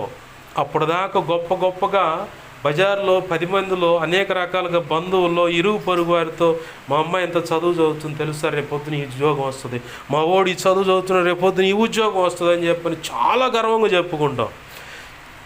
తీరా వాళ్ళు ఫెయిల్ అయితే ఎవరికి ఏం చెప్పుకోలేము, సమాధానం చెప్పలేక తల ఉంచుకొని తిరుగుతూ ఉంటే మనం అప్పుడు వరకు ఎవరెవరి దగ్గర గొప్పలుగా మాట్లాడామో వాళ్ళే కాకులలో పొడుస్తూ ఉంటారు, రాబందులాల పొడుస్తూ ఉంటారు. వాళ్ళు పొడిచే పొడుపు ఆ మాటల వల్ల మానసికంగా గాయపడుతూ ఉంటాం. అవునా కాదా? ఓ దైవజనుడు తన సంఘం విషయంలో కూడా తన కడుపును పుట్టిన బిడ్డలు, మనం అనుకుందాం మన కడుపును పుట్టిన బిడ్డల విషయంలో మనం ఎంత ఆసక్తి కలిగి ఉంటామో త్రియేక దేవుడైన యేసు ప్రభు వారు కూడా నీ పట్ల నా పట్ల అంతే ఆసక్తి కలిగి ఉంటాడు, అంతకంటే గొప్ప ఆసక్తి కలిగి ఉంటాడు. అంతే అంటాం కూడా కరెక్ట్ కాదు. ఎందుకంటే దేవుని యొక్క మనసు ఎలా ఉంటుందో దైవజనుడికి అర్థమైంది కొంతలో కొంత. ఆ కొంతలో కొంత నీకు అర్థం కావాలి కాబట్టి నీ కడుపును పుట్టిన బిడ్డల విషయంలో నీకు ఒక తపన పెడతాడు. వాళ్ళు ప్రయోజకులైతేనేమో సంతోషిస్తావు, ప్రయోజకులు కాలేదనుకో బాధపడతావు. ఆ బాధనే పౌలు భక్తుడు హెబ్రీలతో మాట్లాడుతూ అన్నాడు, కాలమును బట్టి చూడగా మీరు బోధకులై ఉండవలసి ఉన్నది.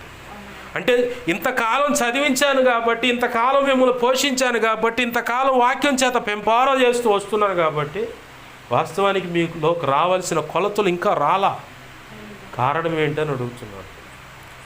మనం స్వపరీక్ష చేసుకోవాలి. కాలాన్ని బట్టి చూస్తే మీరు బోధకులై ఉండవలసి ఉంది. కానీ ఒకడు మళ్ళీ మూలోపదేశం వేసే పరిస్థితికి వచ్చింది. అంటే విన్న వాక్యాన్ని శ్రద్ధగా మన హృదయాల్లో ఆపాదించుకొని, హృదయాల్లో మన బ్రతుకుకు ఆపాదించుకొని, మన హృదయానికి ఆపాదించుకొని, మన హృదయంలో భద్రపరుచుకొని నెమరు వేసుకుంటూ ఆ వాక్యానుగుణంగా మనం అడుగులు వేస్తా ఆధ్యాత్మిక భౌతికమైన జీవితాన్ని, కుటుంబాన్ని కట్టుకుంటూ వ్యక్తిత్వాన్ని నిర్మించుకుంటూ ఉన్నామా? లేదంటే అసలు ఏమీ లేకుండా పాస్టర్ గారు చెప్పిండు, ఆయన చెబితే నేను వినేదేంది, ఫలానా దైవజనుడు చెబితే నేను వింటాను అనుకునే భ్రమలో బ్రతుకుతున్నావా? ఏ కారణాన్ని బట్టి ప్రభు అడుగుతున్నాడు. మీకు ఇందాక గతంలో కూడా చెప్పారు, దైవజనుడు ఎన్నోసార్లు ఉపదేశం ద్వారా దేవుడు మాట్లాడుతున్నాడు ఒక అన్నయ్యతో. ఆ అన్నయ్య పేరు కూడా చెప్పాను ఇందాక, కళ్యాణ్ అని, వైశాస్ అన్నయ్య. అప్పులున్నాయి, వ్యాపారం ఉంది. 2018-19 దాకా అనుకుంటా నాకు తెలిసి ఆ కళ్యాణ్ అన్నకి లావాదేవీల యొక్క బాధ్యతలు అప్పచెప్పాడు షాలేం అన్నయ్య. ఆయన దగ్గర మెయిన్ లీడింగ్లో ఉండేవాళ్ళు వీళ్ళంతా, పైకి కనపడకుండా రహస్యంగా అన్ని లావాదేవీలు చూసుకునే ఒక టీం ఉంది. ఆ టీంలో ఈయన మెయిన్. అయితే దేవుడు ఎన్నోసార్లు గద్దిస్తూ ఉన్నాడు, నువ్వు నా సేవకు రావాలి. ఈయనకున్న అప్పులను బట్టి, ఆయా కారణాలను బట్టి లేదులే ప్రభా కొద్దిగా ఆగుతూ అనుకుంటా వస్తూ ఉన్నాడు. వాస్తవానికి వాక్యం అనేది కనుక ఈయనలో పదిలమై ఉన్నట్లయితే, ఆ వాక్యాన్ని బ్రతుకు అన్వయించుకున్నట్లయితే, ఇంతమంది వ్యక్తుల యొక్క జీవితాలు అప్పులు తీరుస్తున్న దేవుడు, సమస్యలు పరిష్కరిస్తున్న దేవుడు నా జీవితంలో ఎందుకు చేయడు? ఆయన చూసుకుంటాడులే అని చెప్పని సేవ మీద మనసు నిలిపి ఓ పక్క జీవన సంబంధమైన వ్యాపారం జరుపుకుంటూనే జాగ్రత్తగా అడుగులు వేసేవాడు. కానీ ఆ అడుగులు వేయకుండా ఆయన ఏం చేశాడంటే తన అప్పుల మీదను, వ్యాపారం మీద, కుటుంబం మీద దృష్టి నిలిపాడు. దైవజనుడు చెప్పినప్పుడు ఆదివారం ఆడకొచ్చి బాధ్యతలు మిగతా టైంలో ఇది సంగతి అంటే వచ్చి చూసుకుంటూ వెళ్తూ ఉన్నాడు. కానీ దాన్ని దేవుడు ఒప్పుకోలేదు, దాన్ని సహించలేదు. మనం అనుకోవచ్చు వాస్తవానికి ఆయన పరిచర్య చేస్తూనే ఉన్నాడు కదా, ఎక్కడ దారి తప్పాడు? దారి తప్పలేదు కదా, కరెక్ట్గానే ఉన్నాడు కదా అనుకుంటే, ఆయన దేవుని సంకల్పంలో ఆయన సాక్ష్యాన్ని ఉపయోగపెట్టుకొని దేవుని సేవ చేసుకోవడానికి దేవుడు కోరుకున్నాడు. అయితే ఈయన మాత్రం ఒకవేళ దేవుడు కోప్పడితే, మా నాన్న వృద్ధాప్యం అందున్నాడు కాబట్టి ఆయన తీసుకుంటాడులే అనుకున్నాడు. ఇంటి ముందు ఆడతానే ఉన్నాడు. వాళ్ళ అమ్మ అంటా ఉంది, అరే అల్లరి చేయమాక, 7-8 సంవత్సరాలు ఉంటాయేమో, 6-7-8 సంవత్సరాలు. రే అల్లరి చేయమాక, ఇట్రా అంటానే ఉంది. స్నానం చేయించడానికి పిలుస్తుంది, అట్ట తిరుగుతానే ఉన్నాడు. ఆడే పడిపోయాడు, స్పాట్లో అయిపోయింది. పరిగెత్తుకుంటూ హాస్పిటల్ తీసుకుపోయి, దగ్గరలో ఉన్న హాస్పిటల్ తీసుకుపోయి, లేదయ్యా అయిపోయింది, ఎప్పుడు అయిపోయింది. భూస్థాపన అంతా అయిపోయిన తర్వాత మేమంతా ఉన్నాం అక్కడ. ముందున్న అన్నయ్యతో దగ్గర సన్నిహితంగా ఉన్న దైవజనులతో చెప్తా ఉన్నాడు, దేవుడు నన్ను ఎప్పటి నుంచో హెచ్చరిస్తూ ఉన్నాడు. మనం అనుకోవచ్చు, నాకు నా బిడ్డల విషయంలో దేవుడు ఇలా ఎందుకు మాట్లాడాడు, నాతోనే ఎందుకు ఇలా దేవుడు ఇలా నా పిల్లల విషయంలో కోప్పడుతున్నాను, శిక్ష విధిస్తాను అంటున్నాడు అంటే, మనం ఎక్కడో ఆయన నిర్ణయించిన ఆ గిరి, భూకంపం వచ్చిందంటే రెక్టార్ స్కేల్ అంటారు, దాని పైన దాని కింద ఇంత ప్రకంపనలు వచ్చినాయి అని చెప్పని మన గుండెకి గనక ఈసీజీ తీస్తే గీసుకుంటా పోతే అట్ట వస్తుంది అనమాట. దేవుడు నిర్ణయించిన ఒక స్కేల్ గీత ఉంటుంది, ఆ గీతను ఎక్కడో దారి తెప్పాం కాబట్టే ఆయన ముందుగా హెచ్చరిక జారీ చేస్తాడు. ఈ అన్న కూడా అన్నాడు, నాకు ముందుగానే దేవుడు హెచ్చరిక ఇచ్చాడన్నా, అయితే ఒకవేళ తీసుకుంటే నా తండ్రిని తీసుకుంటాడు, వృద్ధాప్యం ముందు ఉన్నాడు కాబట్టి. నేను ఊహించలేదన్నా, దేవుడు నాకు ముందుగానే హెచ్చరిక ఇచ్చాడు. దారి నువ్వు సేవకుని సిద్ధపడాలా, నువ్వు అది కాదు ఇది కాదు అని తిరగటం కాదు, నువ్వు కరెక్ట్గా నిలబడాలా, నేను అనుకున్న పని జరగవలసి ఉంది, అది కుంటుపడుతూ ఉంది, అది ఆత్మలు రక్షించబడాలి. నువ్వు గనక నిలబడకపోతే, నువ్వు గనక అక్కడ సహకారిగా ఉండకపోతే అది వల్ల అయ్యే పని కాదని చెప్పని దేవుడు నాతో మాట్లాడుతూనే ఉన్నాడన్న. కానీ నేను పెడచెవిని పెట్టాను. తీసుకుంటే దేవుడు నా తండ్రిని తీసుకుంటాడు, ఎవరు వృద్ధాప్యం మంది కాబట్టి ఆయన పోతాడు అనుకున్నాను. కానీ ఒక్కగానొక్కడు వాడినే తీసుకుంటాడు అనుకోలేదన్న నేను. ఇప్పుడు నేనేం చేయాలంటే, ఇది ఒక గుణపాఠం ముందున్న ప్రతి ఒక్కరికి, ఇప్పుడు మనం చెప్పుకుంటున్న మనకు కూడా ఒక విలువైన పాఠం. ఆ తప్పట అడుగులు మన జీవితాల్లో కూడా పడకుండా జాగ్రత్త పడటానికి ఒక విలువైన పాఠంగా ఉంటుందయ్యా. ధైర్యం తెచ్చుకో, ఇప్పటికైనా లోబడు, దేవుని మాటలు లోబడి దేవుని పనికి సాగంటే. మొన్న గురజవోలు పోయిన సంవత్సరం వార్షికోత్సవాలకి పరిచర్య ప్రారంభించి ఇన్ని సంవత్సరాలు ఉంటుంది. ఆ వార్షికోత్సవానికి అన్నయ్య వచ్చాడు. ఆ అన్నయ్య వస్తే ఆ అన్న సాక్షి అంటే నువ్వు కూడా వచ్చావు కదా, మీ ఇద్దరం వెళ్ళాం. దానిలో చాలా సంతోషంగా నేను చూస్తాను అనుకోలేదన్న. అన్న మీరు గురాయపాలెం వాక్యం చెబుతున్నారని చెప్పానంటే మీ సాక్షి ఉండడానికి వచ్చానన్న ఆ రోజు. కానీ ఆ రోజు ఎవరో డేవిడ్ అన్నో నోవాహో ఏదో పేరు చెప్పారు, అన్న వచ్చాడు, మీరు రాలేదన్న, ఏదో పన్నెండు రాలేదంట. కానీ ఇవాళ మీరు ఎక్కడున్నా వస్తున్నారని చెప్పానంటే సాక్షి ఉందా అని వచ్చానన్న. నేనంటే చాలా సంతోషం, నేను చూస్తాను అనుకోలేదు నేను అన్న. దేవుని కృపన్న ఈరోజు ఇలా చూడటానికి మీ మాటలు, దేవుని మాటలు వింటే అసలు మీ ఉపదేశ శైలి ఎలా ఉంటుంది, మీ సాక్ష్యం ఎలా ఉంటుంది, అది విందామనే వచ్చానన్న నేను. అంటే చాలా సంతోషం తమ్ముడు అని చాలా ఆనందించాడు. ఆయన సాక్ష్యం నేను విన్నాను, ఆయన జీవితంలో ఆ పిల్లగాడిని తీసుకోవటం, తర్వాత ఆయన సేవకు రావటం. ఆ రోజు ప్రసంగం కూడా దేవుని కృపను బట్టి మంచి నడిపింపు ఇచ్చాడు అన్నకి, మంచి సాక్ష్యం కూడా. దేవునికి మహిమ కలుగును గాక. హల్లెలూయా. బాగా గుర్తుపెట్టుకోండి, కాలాన్ని బట్టి చూస్తే మీరు బోధకులే ఉండాల్సి ఉంది. కాలాన్ని బట్టి చూస్తే ఇక్కడ పరిచర్య ఇంకా గొప్పగా జరగవలసి ఉంది. కాలాన్ని బట్టి చూస్తే ఇక్కడ ఆత్మలు రక్షించబడాల్సి ఉంది. కాలాన్ని బట్టి చూస్తే నీవు అనేక ప్రాంతాల్లో నిలబడి దేవుని మాటలు ప్రకటించవలసి ఉంది. కాలాన్ని బట్టి చూస్తే దేవుడు నిన్ను వాడుకొని ఎన్నో అద్భుతాలు చేయవలసి ఉన్నది. కానీ యాడికి వచ్చిందంటే పరిస్థితి, అప్పుడే పుట్టిన బిడ్డకి ఏం చేస్తారు, మంచి దమ్ బిర్యానీ వండి పెడతారా? ఆ పరిస్థితిలో ఉన్నా అని చెబుతున్నాడు దేవుడు. దేవుడు చెప్పినటువంటి తన దాసుని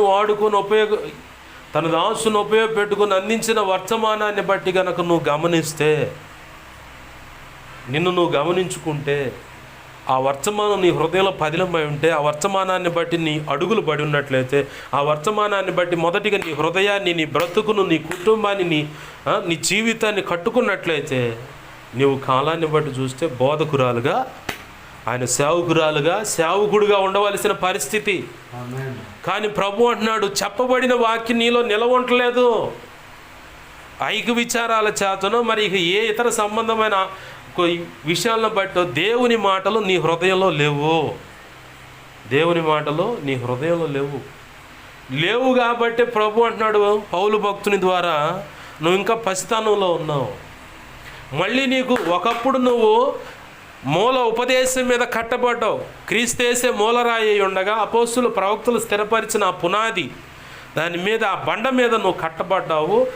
సప్త సిద్ధాంతాలకు అనుగుణమైన శ్రేష్టమైన ఉపదేశం నీకు అందించబడింది. కృపావరాలు కూడా కలిగి ఉన్నావు. కానీ నీవు చల్లారిన స్థితిలో ఉన్నావు కాబట్టి ఇంకా పగ, ప్రతీకారాలు, ఇక రకరకాల ద్వేషాలు, క్రూరత్వం, అహంకార స్వభావ సంబంధమైన వ్యవహారాలు ఎలా ఉంటాయంటే, ఈ మధ్యకాలంలో అంటున్నా, నిన్న పగలే అనుకోని దేవుడు మాట్లాడుతూ ఉన్నాడు. నా గురించి ఒక తల్లి అనుకుంటా ఉంది, ఈయన్ని ఆ ప్రవీణ్ పగడాలని చంపినట్టు చంపేస్తే బాగుంది, దరిద్రం ఉడుకుతాడు. ఏముంటుంది, ఈయన్ని ఆ ప్రవీణ్ పగడాల అనేవాడిని చంపినట్టు ఈయన్ని కూడా చంపించే బాగుండు, దరిద్రం వదులుతాడు. ఈ మాటలు నేను దేవుడు నాతో చెప్తా ఉన్నాడు, పలానా వ్యక్తి ఇలా అనుకుంటుంది నీ గురించి అని చెప్పాను. సరే అట్టన్న ఆచావాన్ని అనుమతించు ప్రభువా, అంతకంటే గొప్ప సావ్యం ఉంది. దేవునికి మహిమ కలుగును గాక. హల్లెలూయా. ఏంది అంతకంటే గొప్ప సావ్యం? హతసాక్షుల లిస్టులు అంటే శ్రేష్టమైన జాబితా అది. పౌలన్నా, పేతురన్నా, యాకోబన్నా వీళ్ళంతా ఆ పక్కనే ఉంటారు. వాళ్ళతో పోయి యెహోవా మా తండ్రి గాడ, యేసు మా అన్నగాడని ఏంది హతసాక్షి లిస్టులో ఉన్న పేతురన్న, పౌలన్న వాళ్ళ పక్కన పోయి కూర్చుండు. ఏం పౌలు గారు, ఏంది బాగున్నారా, ఏం సంగతులు అని చెప్పి మాట్లాడుకోవచ్చు. నేను ఇదే ప్రార్థన చేసుకున్నా, ప్రభు ఆ తల్లి కోరుకున్నట్టు నీ చిత్తమైతే అట్లాంటి మరణాన్ని నాకు అనుమతించాను. రాత్రి ఏమైందంటే, బాగా వినాలి, అసలు సబ్జెక్ట్లోకి వచ్చాం. రాత్రి ఏమైందంటే దేవుడు కళ్ళం మాట్లాడు. యాకోబు గురించి తన మామ ఎవరు,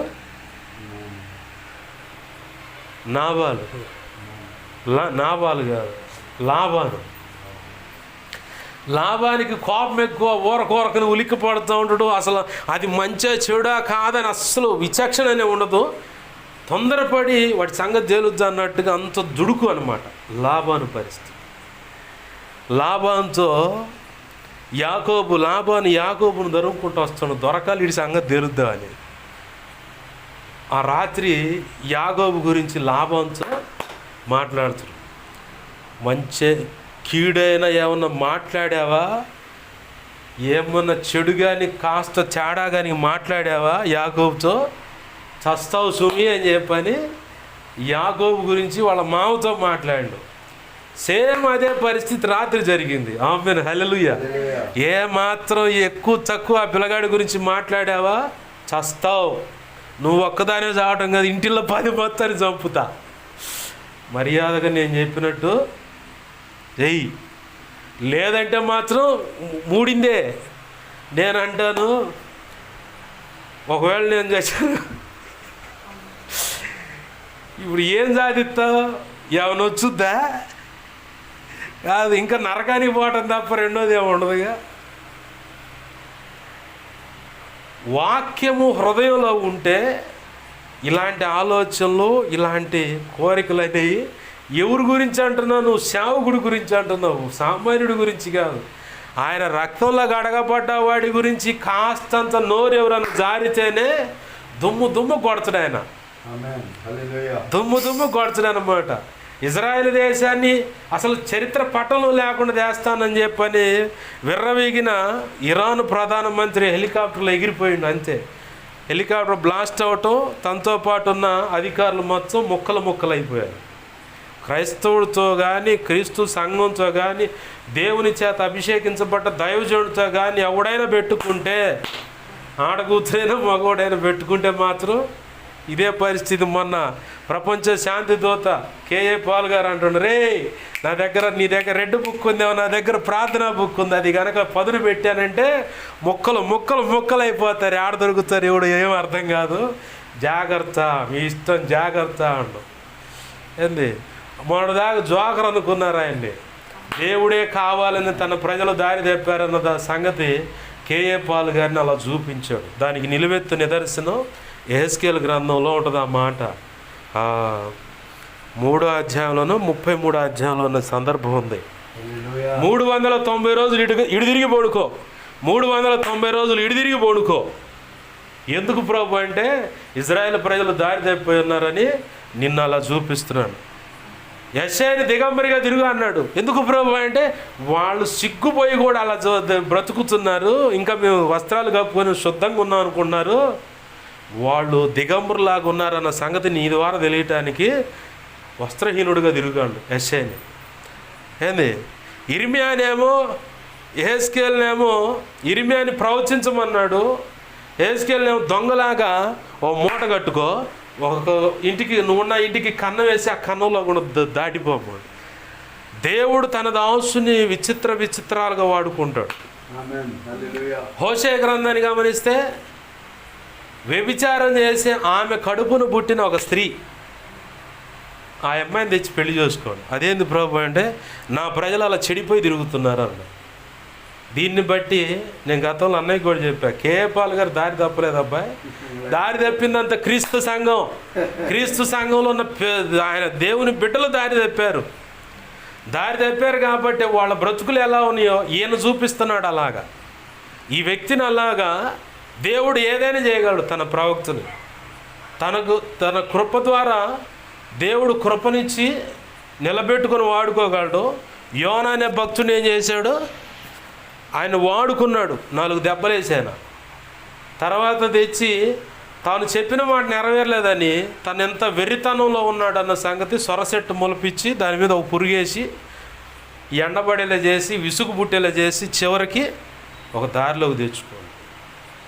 దేవుడు తన బిడ్డలను ఎలా వాడుకుంటాడో అసలు ఎవడికి అర్థం కాదు. బాగా గుర్తుపెట్టుకోండి.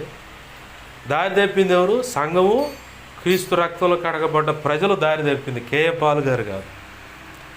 ఏంది కేఏ పాల్ గారు అనుకున్నారు, కేఏ పాల్ గారు కాదు. ఇప్పుడు ఈ వ్యక్తికి ఎవరు? ఈ ఆడకూతురు ప్రవీణ్ పగడాలుగా చనిపోయినట్టు ఆయన చంపినాడు, ఈయన చంపేస్తే బాగుండయా అని చెప్పి అదే కోణంలో కొంతమంది ఇప్పుడు నేనున్న కాలనీలో ఆదివారం మీరు ప్రార్థన చేయడానికి ఉపయోగపడుతుందని చెబుతున్నా. ఆదివారం వాళ్ళు వ్యాపారం చేస్తారు, ఆ నల్లదాన్ని కోసి అమ్ముకుంటారు కాల్చి. దాని రక్తాన్ని తెల్లవారుజాము 3:30-4 గంటల సమయం చివర గడియేవాళ్ళం. చేతబడి క్షుద్రపూలు వశీకరణ చేసేవాళ్ళం. ఆ తెల్లవారుజాము 3-4 ఆ టైంలోనే కదా వీళ్ళు అది కాల్చేసి శుభ్రం చేసి తెల్లవారుజాముకలు అటు దేశపోయేది టైం అది కరెక్ట్గా. ఆ టైంలో దానికి ఎక్కడైతే పొడిచి రక్తం తీస్తారో ఆ రక్తాన్ని అక్కడ వాటి ముందు చిందించి, కారణం ఏంటంటే వీడి వల్ల మా వ్యాపారం నష్టం అవుతుంది. ఏందయ్యా అది వ్యాపారం అంటే వాక్కులు చెప్పే విధం. అమ్మ బలగాలంటే 10,000 పదహారులు, అమ్మ బలగ ఇంకా 10,000 పదహారులు బలకపోతే 20,000 పదహారులు. మరి ఇంత నష్టం అవుతుంది నా వల్ల, కాబట్టి పౌలు గారిని కనుక ఆ రోజులో వీడి వల్ల మాకు నష్టం అవుతుంది, చంపేచ్చపోద్ది అని చెప్పాను. అట్ట కూడా కక్ష కట్టి తప్పుడు సాక్ష్యం చెప్పి చక్రవర్తి ముందు నిలబెడతారు ఆయన్ని. ఆర్తెమీదేవి మహాదేవి అని ఎరికి ఆకలేసారు. వీడి వల్లనే మన జీవనాధారం అంతా పోతుంది. అరే వీడు రాకముందు మన బొమ్మలని కొన్నారా, వీడు రాకముందు ఇదిగో ఈ పనికి మాలి దాన్ని ఇక్కడ కూర్చోబెట్టి ఇదిగో ఇది వచ్చింది చెప్పు సంగతులు అంటే వచ్చింది అమ్మగారు చెప్తాను చూడని చెప్పని ఇక మొత్తం సంగతులని చెప్పింది. చాలా రాబడి వచ్చింది, మణులు మాణిక్యాలు అన్నీ వచ్చినాయి, బంగారం వచ్చింది, రోకలు ఎన్నో వచ్చినాయి. అరే ఈ పౌలుగాడు వచ్చిన కాడి నుంచి మనకు దరిద్రం పట్టింది. చూసివా ఆర్తెమి మహాదేవి ఇక్కడ ఇంత గొప్పగా పూజలు అందుకుంటుంది. ఆ పేరు చెబితే ఏంది అసలు ఎంత మహత్యం గల తల్లి.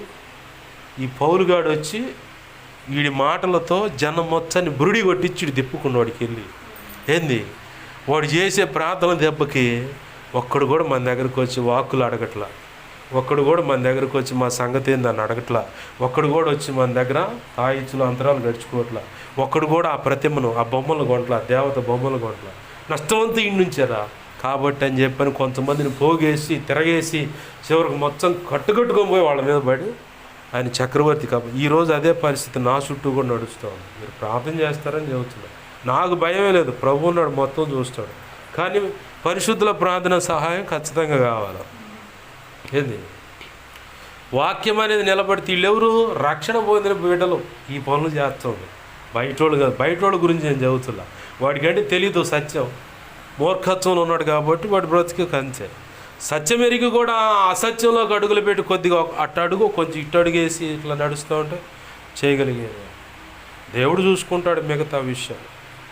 బాగా గుర్తుపెట్టుకోండి, వాక్యం అనేది మనలో నిలబడి ఉంటే, లేదు ఈ వ్యక్తిలో నిలబడి ఉంటే ఈ కోరికలు ఉండవు, ఇలాంటి ఆలోచనలు ఉండవు. దేవుడు ఏం చేసిన రాత్రి ఎక్కువ తక్కువ కనుక మాట్లాడితే ఫ్యామిలీ మొత్తానికి సాగు మూడిందే. ఇష్టం జాగ్రత్త. ఇంకో మాట కూడా చెప్పిండు, పెళ్లి విషయం కూడా చెప్పిండు ఆ వ్యక్తికి, జాగ్రత్త నీ ఇష్టం నీ చెబుతున్నా అని చెప్పని గద్దిచ్చి వదిలిపెట్టాడు అనమాట. నీ అంత దుర్మార్గం ఏం చేశా? ప్రార్థన చేయటం నేను తప్ప? 10 సంవత్సరాలు దేవుని సన్నిధిలో ప్రార్థన చేయటం తప్ప? వాక్యం సరిగా నిలబడక ఇంకొక వ్యక్తి ఉన్నాడు,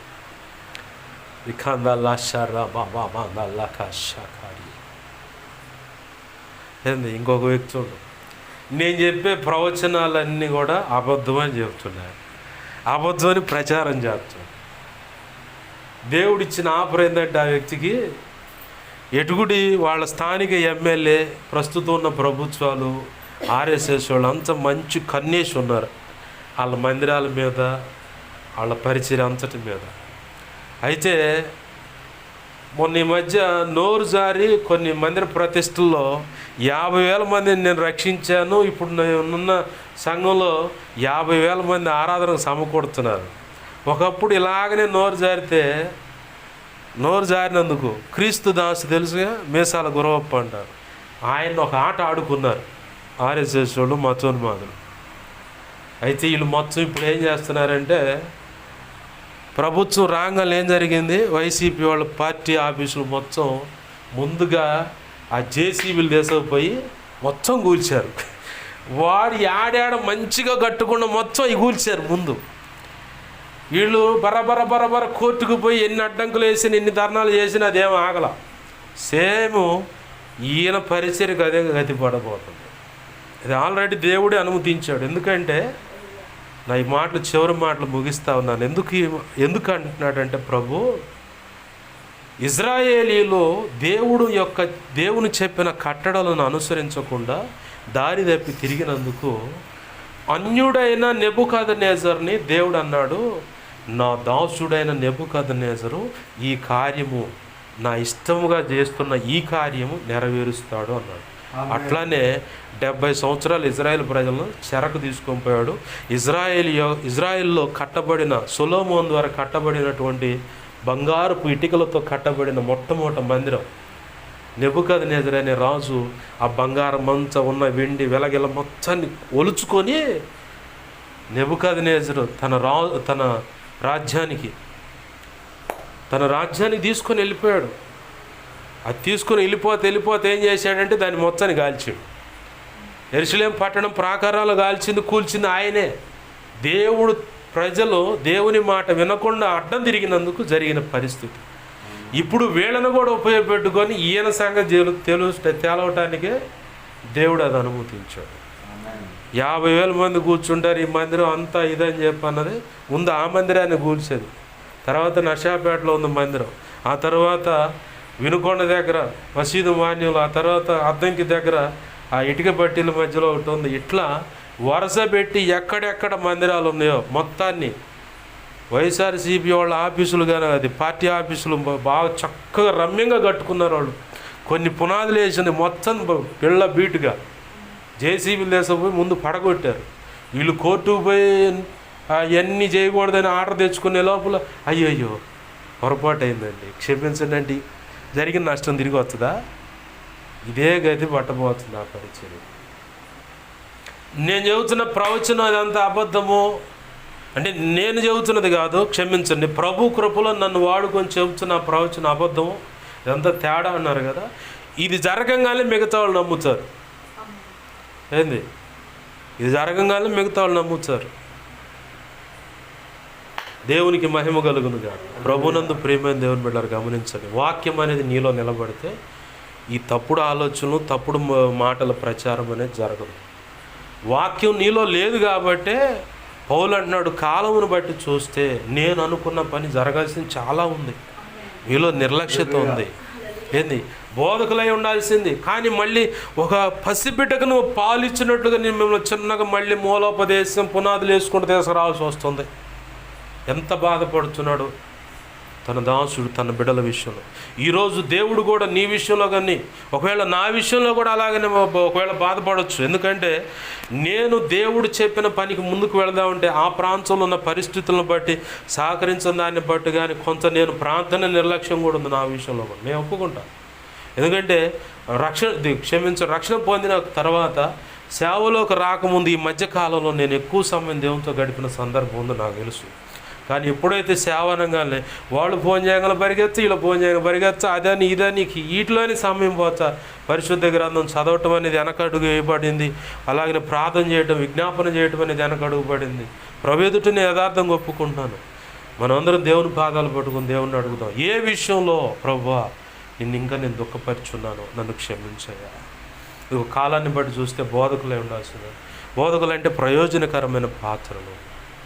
సంఘాన్ని బట్టి చూస్తే విస్తారమైన ఆత్మల సంపాదన జరగవలసి ఉన్నది. కానీ ఇంకా ప్రారంభ పరిస్థితిలో ఉందంటే ఎక్కడ ఏ లోపం ఉందో దేవుని పాదాలు పట్టుకొని, ప్రభువా నాదే పొరపాటు అన్నట్టుగా దేవుని పాదాలు పట్టుకొని క్షమాపణ అడుగుదాం. ప్రభు కృప పొందుకుందాం. అటు కృప మనందరికీ అనుకరించునుగాక. ఆమేన్. రండి ప్రార్థన చేసుకుందాం. దేవుని పాదాలు పట్టుకుని దేవుని అడుగుతాం, నా ప్రభువా ఎక్కడైనా నేను దుఃఖపరిచిన సందర్భం అయ్యా అయ్యా అయ్యా అయ్యా వాక్యము నువ్వు చెబుతుంటే నేను తీసుకోకుండా అయ్యా దాన్ని ఇగోచని నాకు గాదులేని చెప్పని, నాకు అంతా తెలుసు అని చెప్పని ఒకవేళ నిర్లక్ష్యంగా నీ దేవా అయ్యా వాక్యం తీసుకోకుండా అడుగులు వేస్తుంటే క్షమించు. ఇదిగో వాళ్ళతో కలిసి నేను ప్రార్థన చేస్తే నా ప్రార్థన వల్ల అక్కడ జరిగే కార్యమేందని చెప్పిన ఒకవేళ దేవా నిర్లక్ష్య ధోరణితో అయ్యా అయ్యా ప్రార్థనలో ఏకీవించకుండా అయ్యో ఇప్పుడు దాకా కాలయాపన చేసి ఇంత నష్టంలో నా వంతు కూడా ఒకవేళ ఉన్నదేమో అయ్యా నేను ఒప్పుకుంటున్నాను ప్రభువా. అయ్యా అయ్యా అయ్యా అయ్యా అయ్యా క్షమించు ప్రభువా. ఇదిగో తండ్రి నీ మాట వినకపోతే బిడ్డల మీదకి ఎలా ఉగ్రత వస్తుందన్న సంగతి ఇదిగో ప్రభువా. అయ్యా ఇదిగో తండ్రి నీ దాసుని జీవితంలో నువ్వు అనుమతించి ఒక్కగానొక్క కొడుకు అయ్యా తీసుకున్నావు. ఆ తర్వాత ఆ బిడ్డ లోబడ్డాడు ప్రభువా. అయ్యా జగమెరిగిన సత్యమయ్యా, ఆ పరిచర్య అంత ఎరిగిన సత్యమయ్యా. దేవా దేవా దేవా దేవా కనికరించు ప్రభువా, కనికరించు ప్రభువా. అయ్యా ఇదిగో దేవా ఇదిగో ఫరో హృదయాన్ని నేనే కఠినపరుస్తానన్నావు. ఇదిగో 9 అద్భుతాలు చేసావు, అయినా తను మాట వినలేదు. కానీ ఫరో చివరిగా ఇదిగో తండ్రి ఫరో జీవితంలో తనకు పుట్టిన ఒక్కగానొక్క కొడుకు జ్యేష్ఠ కుమారుని తీసేసావు ప్రభు. పశువుల్లో కూడా మొదటి పుట్టిన పశువును చంపేశావు ప్రభు. ఆ తర్వాతనే అయ్యా ఫరో హృదయము కరిగిపోయి సరిచేయబడి నీ ప్రజలను పోనిచ్చి ఉన్నాడు ప్రభువా ప్రభువా ప్రభువా ప్రభువా. అయ్యా ఘోరమైన పరిస్థితికి మేము దేవా ద్వారాలు తెరవకుండా జాగరూకులమై అయ్యా నీ మాటకు లోబడటానికి కృపను దయచి విత్తబడుతున్న వాక్యాన్ని మేము మా హృదయాల్లో పదిలపరుచుకొని మా బ్రతుకులకు అన్వయించుకొని మా జీవితాలు కట్టుకోవటానికి ఉపయోగకరంగా మార్చుకొని నీ చిత్త ప్రకారం వాక్యానుగుణంగా అడుగులు వేస్తూ మా హృదయాలను కట్టుకుంటూ మా కుటుంబాలను కట్టుకుంటూ బిడ్డల జీవితాలు కట్టుకుంటూ అయ్యా నీ సేవలు అడుగులు వేస్తూ పరిచర్యలు నువ్వు ఇచ్చినది అయ్యా నమ్మకంగా పరిచర్య చేసి నిన్ను మాయపరచడానికి కూడా కృపను దయచేయ. అయ్యా సేవకుడు పక్కన నీళ్ళు అందించడం కూడా ఒక గొప్ప పరిచర్య. అయ్యా ఇదిగో మోషే పక్కన యెహోషువ ఉంటే నా ఆత్మను పొందుకున్నాడు అతనని మోషే తర్వాత నాయకుడిగా చేశావు ప్రభువా. అయ్యా ఏలియా పక్కన మంచినీళ్ళు చేసి దేవ నీళ్లు అందించాడు, చేతుల మీద నీళ్లు పోసాడు ప్రభువా. 2 పాళ్ళ ఆత్మను పొందుకొని అయ్యా ఏలియా కంటే ఎలీషా 2 రెట్లు గొప్ప అద్భుతాలు చేశాడు. సేవ కూడా అంతే ఘనంగా ఉంది. చివరికి చనిపోయిన తర్వాత తన ఎముకలకు ఒక సేవం తగిలితే అయ్యా బ్రతికి లేచి నిలబడ్డదయ్యా. అంత గొప్పగా అతను వాడుకున్నావు ప్రభా. అయ్యో ఇస్కరియోతు యోధ ఇదిగో తండ్రి భ్రమలో బ్రతికాడు. అనేకుల మనుషుల యొక్క హృదయాలు అంతరంగం ఎరిగి వారికి ప్రత్యుత్తరం ఇస్తున్న యేసయ్య పక్కనే నేనున్నాను. ఇదిగో డబ్బు సంచిలో కొంత దొంగలిస్తూ అలాగనే పెద్దల దగ్గర పోయి రేటు మాట్లాడుకొని వచ్చి మరి సైతానుతో చేతులు కలిపి ఇలా బ్రతికానే, ఇలా బ్రతుకుతున్న నా బ్రతుకు యేసయ్యకు స్పష్టంగా తెలిసే. అందరి యొక్క హృదయాంతరంగాలు ఎరిగిన వాడు కదా, ఎవరికి లోబరుచుకోలేదే, తను తను జాగ్రత్త చేసుకున్నాడే. మరి ఇంత తెలిసి కూడా ప్రభువా నేను ఇలా దుర్మార్గంగా బ్రతికానని చెప్పని భయపడలేదయ్యా. అయ్యా ఇదిగో పేతురు అన్నాడు, దేవా నేను అస్సలు అబద్ధం ఆడానన్నాడు. కానీ ముమ్మారు అబద్ధం ఆడిన తర్వాత పశ్చాత్తాపడి నీ వైపు తిరిగాడయ్యా. అయ్యా హిజ్కియా ఇదిగో తండ్రి, అయ్యా గేహజీ ఎలీషా పక్కన నేను ఆడికి పోలేదంటే, ఇదిగో నువ్వు ఆ రథాన్ని కలుసుకోవడానికి పోతే నా ఆత్మ నీతో పాటు రాలేదా, ఆడికి పోలేదంటావు ఏందని చెప్పని. దేవా మరి ప్రవక్తకే ఒక వ్యక్తి ఎక్కడికి వెళ్ళాడో తెలియజేస్తున్నావే. ఇదిగో తండ్రి దేవా పేతురు యొక్క స్వభావం ముందు దినాలు ఏం జరగబోతుందో తెలియపరుస్తున్నావే. అయ్యా ఇస్కరియోతు యోధ సంగతి తెలిసి కూడా ఇదిగో ఈ రొట్టె ముక్క ముంచి ఎవరికి ఇస్తున్నానో అతనే అన్నా కానీ అతను గుర్తుపట్టలేదు ప్రభువా. గుర్తుపడి క్షమాపణ అడిగినట్లయితే, ఆ హృదయ గర్వం నుంచి విడిపించబడినట్లయితే ద్రోహి అయిన ఇస్కరియోతు యోధ అని ముద్రపడేది కాదు ప్రభువా.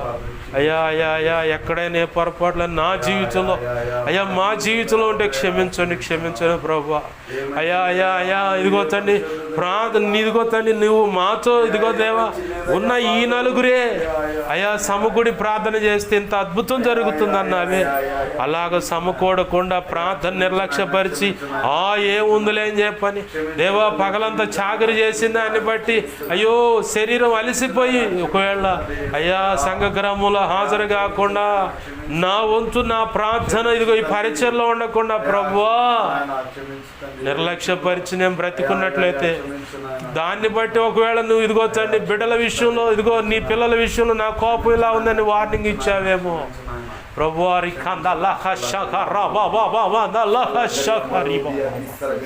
దేవా దేవా దేవా దేవా దేవా దేవా క్షమించయ్యా. ఇంకా సరి చేసుకోలేని స్వభావం ఉంటే క్షమించను ప్రభువా. ఇదిగో తండ్రి వాక్యం నిలవపోతే ఇదిగో దేవా ఇలాంటి మాటలు వస్తాయని చెప్పని వాక్యాన్ని నీ దేవా గ్రహించకపోతే ఇదిగో ఇలాంటి ప్రవచనాలు తప్పు అంటారని చెప్పని కూడా చెప్తా ఉన్నాం ప్రభా. వాక్యం ఇదిగోచండి నిలవలేకపోతే ఇదిగో ఒక వ్యక్తిని చంపాలని రక్షణ పొంది కూడా విగ్రహారాధన వైపు వెళ్తారని మాంత్రిక శక్తుల మీద ఆధారపడి ఇదిగో ఒక వ్యక్తిని ఇలా రక్తం చిందించి చంపాలనుకుంటారని దేవా అనేక సంగతులు ఈరోజు మాకు తెలియపరిచావు ప్రభా. ఆ కాలాన్ని బట్టి చూస్తే మేము బోధకులమై ఉండవలసి ఉంది, కానీ ఒకడు మళ్ళీ వచ్చి మీకు మూలోపదేశం వేసి పునాది వేయాల్సి వచ్చింది. మీరు పాలు తాగవలసిన వారై ఉన్నారంటున్నా ప్రభు నా స్థితి కూడా అదేనేమో. అయ్యో ప్రభువా అయ్యో అయ్యో అయ్యో అయ్యో క్షమించు ప్రభువా. అయ్యా మా బ్రతుకులు సరి చేసుకుంటున్నాం ప్రభా. ప్రభా. అయ్యా కాలాన్ని బట్టి చూస్తే ఇక్కడ నీ పని ఎంతో జరగవలసి ఉంది. ఆ పని జరగకుండా సహకరించకుండా నేను ఒకవేళ అడ్డుపడ్డానయ్యానేమో, సరైన సమయానికి నేను రాకుండా ప్రభా దేవా నీ పనికి అడ్డుపడ్డాయానేమో. అయ్యో అయ్యో అయ్యో అయ్యా క్షమించండి ప్రభా. అయ్యా ఇదిగో ఇక ముందు ఉన్న కాలంలో అలాంటి నిర్లక్ష్య ధోరణి వ్యవహరించనయ్యా. అలాంటి ఇదిగో తండ్రి తిరస్కార బుద్ధి నేను ప్రదర్శించనయ్యా. అయ్యో ఇక ముందున్న దినాల్లో సంఘక్రమం నేను హాజరవుతాను ప్రభువా. నా వంతు ప్రార్థన ఇదిగో తండ్రి సంఘక్రమంలో ఈ సమాజం కోసం ఈ సంఘం కోసం ఉంచుతానయ్యా. అయ్యా అంటూ తీర్మానం చేద్దాం దేవుని పాదాలు పట్టుకొని. ఏ పరిస్థితి ఉన్నా ఎలాంటి స్థితి ఉన్నా నా వంతు ఈ పరిచర్లో నీ పనిలో ఇదిగో తండ్రి నా వంతు నేను దేవా ప్రార్థన సహాయం ఉండాలయ్యా. విజ్ఞాపన సహాయం సమాజం కోసం ఉండాలి ప్రభా. ఉపవాస ప్రార్థన రాత్రులు కనిపెట్టి ప్రార్థన ఉండాలి ప్రభా. అలాగే పరిచర్యలో దేవా ఇదిగో తండ్రి దేవా నీవిచ్చిన పరిచర్య నమ్మకంగా చేయాలి ప్రభా. సేవకునికి సహకారంగా ఉండే విషయంలో నమ్మకంగా ఉండాలి ప్రభా. ఇదిగో తండ్రి అలాగనే సంఘ అవసరతల విషయంలో తోడ్పాటు విషయంలో గొప్పెళ్ళు విప్పాలి ప్రభా. అయ్యా మేము నెరవేర్చవలసిన ధర్మం అయ్యా, ఆహారంలో దశంభాగమని, ధనంలో దశంభాగమని అయ్యా, స్వేచ్ఛార్పణలు, కృతజ్ఞతార్పణలు, ప్రత్యేకమైన కానుకలని అయ్యా, సంఘ అవసరతలని, మీటింగ్స్ అని, ఇట ఈ ప్రతి అవసరత నిమిత్తమై దావీదును ప్రకటించిన దాన్ని బట్టి స్వచ్ఛందంగా ప్రభా నీ కృపలో, నీ చిత్తంలో ఉన్న బిడ్డలు అయ్యా, ఇదిగో తండ్రి సంఘ బిడ్డలందరూ కూడా స్పందించాలి అయ్యా. అలాగ స్పందించకుండా గుప్పెళ్ళు బిగబట్టున్నానేమో నేను, ఒకవేళ అయ్యా ఇదిగో తండ్రి దాతృత్వం కలిగిన హృదయం కలిగి లేనేమో.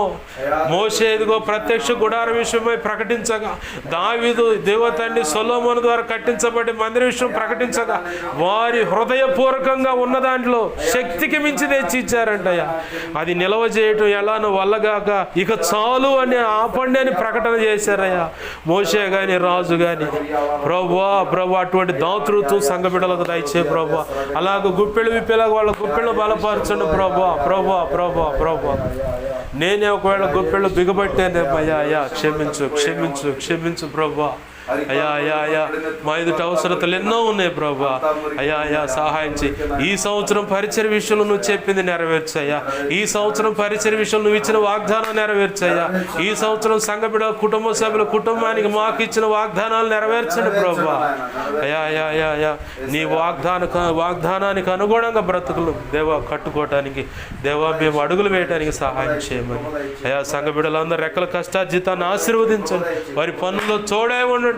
నీ క్షేమాన్ని దయచేయండి దేవా. విస్తారమైన పగలు దేవా, పనులను బట్టి, ఎండను బట్టి, ఒక్కదనాన్ని బట్టి శరీరాలు అలసిపోయినాయి ప్రభా. ప్రాణాత్మ దేహాలకు అయ్యా ఇదిగో ప్రాణాత్మ శరీరాలకు ప్రభా అయ్యా నెమ్మది కలుగునుగా కేస్తున్నాములో అయ్యా, స్వస్థత కలుగునుగా కేస్తున్నాములో దేవా. ఈ రాత్రి నిద్ర వల్ల ఇదిగో పరిపూర్ణమైన ఆరోగ్యం కలుగునుగాక. ఉదయాన్నే లేచి ఉత్సాహంతో, రెట్టింపైన ఉత్సాహంతో పనుల్లో పాలివారగుదురుగాక. వారి రెక్కల కష్టార్జితం ఆశీర్వదింపబడును గాక. వారి బిడ్డల యొక్క జీవితాలు ఆశీర్వదింపబడును గాక. ఉద్యోగాలు ఆశీర్వదింపబడును గాక. ఇదిగో వారి చదువులు దీవెనకరంగా ఉండును గాక. ఇదిగో కుటుంబ సభ్యులందరూ కలిసికట్టుగా నిన్ను ఆరాధించుదురు గాక. అయా వారికి కలిగిన చర స్థిరాస్తులు, పశు సంపద, పాడి పంట, అలాగనే పసిబిడ్డల పెద్దల వరకు అందరూ నీ కృప ద్వారా దీవించబడును గాక. ప్రత్యేకమైన నీ కాపుదల భద్రత కలుగును గాక. ఈ సమాజంలో నువ్వు అనుకున్న సేవా పరిచయం జరుగును గాక. విస్తారమైన ఆత్మల రక్షణ అనుభవంలోకి వచ్చును గాక. ఇదిగో పొంచి ఉన్న ప్రమాద, ప్రాణ నష్టం తొలగిపోవును గాక. నీ కృప ద్వారా వారందరూ రక్షణ అనుభవంలోకి వచ్చుదురు గాక. గొప్ప ఉజ్జీవాన్ని ఇక్కడ మేము కనులార చూచుదుము గాక. అది సమాజం కూడా చూచి దేవా నిన్ను మహిమపరచును గాక. సకల పరిశుద్ధులు నిబెరపోదురు గాక. దేవా నీ కృప ద్వారా ఘన కార్యం నీ హస్తము చాపి జరిగించుదువు గాక. నీవే తోడు నడిపి సహాయం వచ్చేది దేవా. సహోడు కళ్యాణం దర్శించు, తన భార్య బిడ్డలను కూడా దర్శించి రక్షించు అయ్యా. ఈ పరిచర్లో, ఈ మందిరానికి ప్రభు, ఈ సంఘానికి పునాదిరాళ్ళుగా ఆ కుటుంబ సభ్యులు ఉంటారు. అన్ని విధాలు సహకరిస్తారు. నీ చిత్త ప్రకారం జరిగించు అయ్యా. ఇదిగో తండ్రి ఇక్కడ ఎవరెవరి ఇళ్లలో అడుగుపెట్టి ప్రార్థన చేయించావు వారందరి జీవితాలు అద్భుతాలు జరుగును గాక. నీ కృప ద్వారా వారందరూ రక్షించబడును గాక. ఈ సంఘ సభ్యులుగా మార్చబడును గాక. నీ చిత్త ప్రకారం ఈ ప్రాంతంలో మందిరం కట్టబడును గాక. మందిర ప్రతిష్ఠ జరుగును గాక. విస్తారమైన దేవా నీ ఆత్మ సంపాదన కొయ్యబడును గాక. గొప్ప ఉద్యమం ఇదిగో ఈ పట్టణము కనులార చూచును గాక. ఈ జిల్లా చూచును గాక. రాష్ట్రం చూచును గాక. భారతదేశం చూచును గాక. ప్రపంచ దేశాలు చూచి నివ్వెరపై కదిలి వచ్చి ఇక్కడ కూడి వారితో మనతో వారు అందరము కలిసి ఆరాధన చేయుదుము గాక. అలాగూ నజరేయుడగు యేసు క్రీస్తు నామములో జరుగును గాక. యేసయ్యే అది జరిగించును గాక.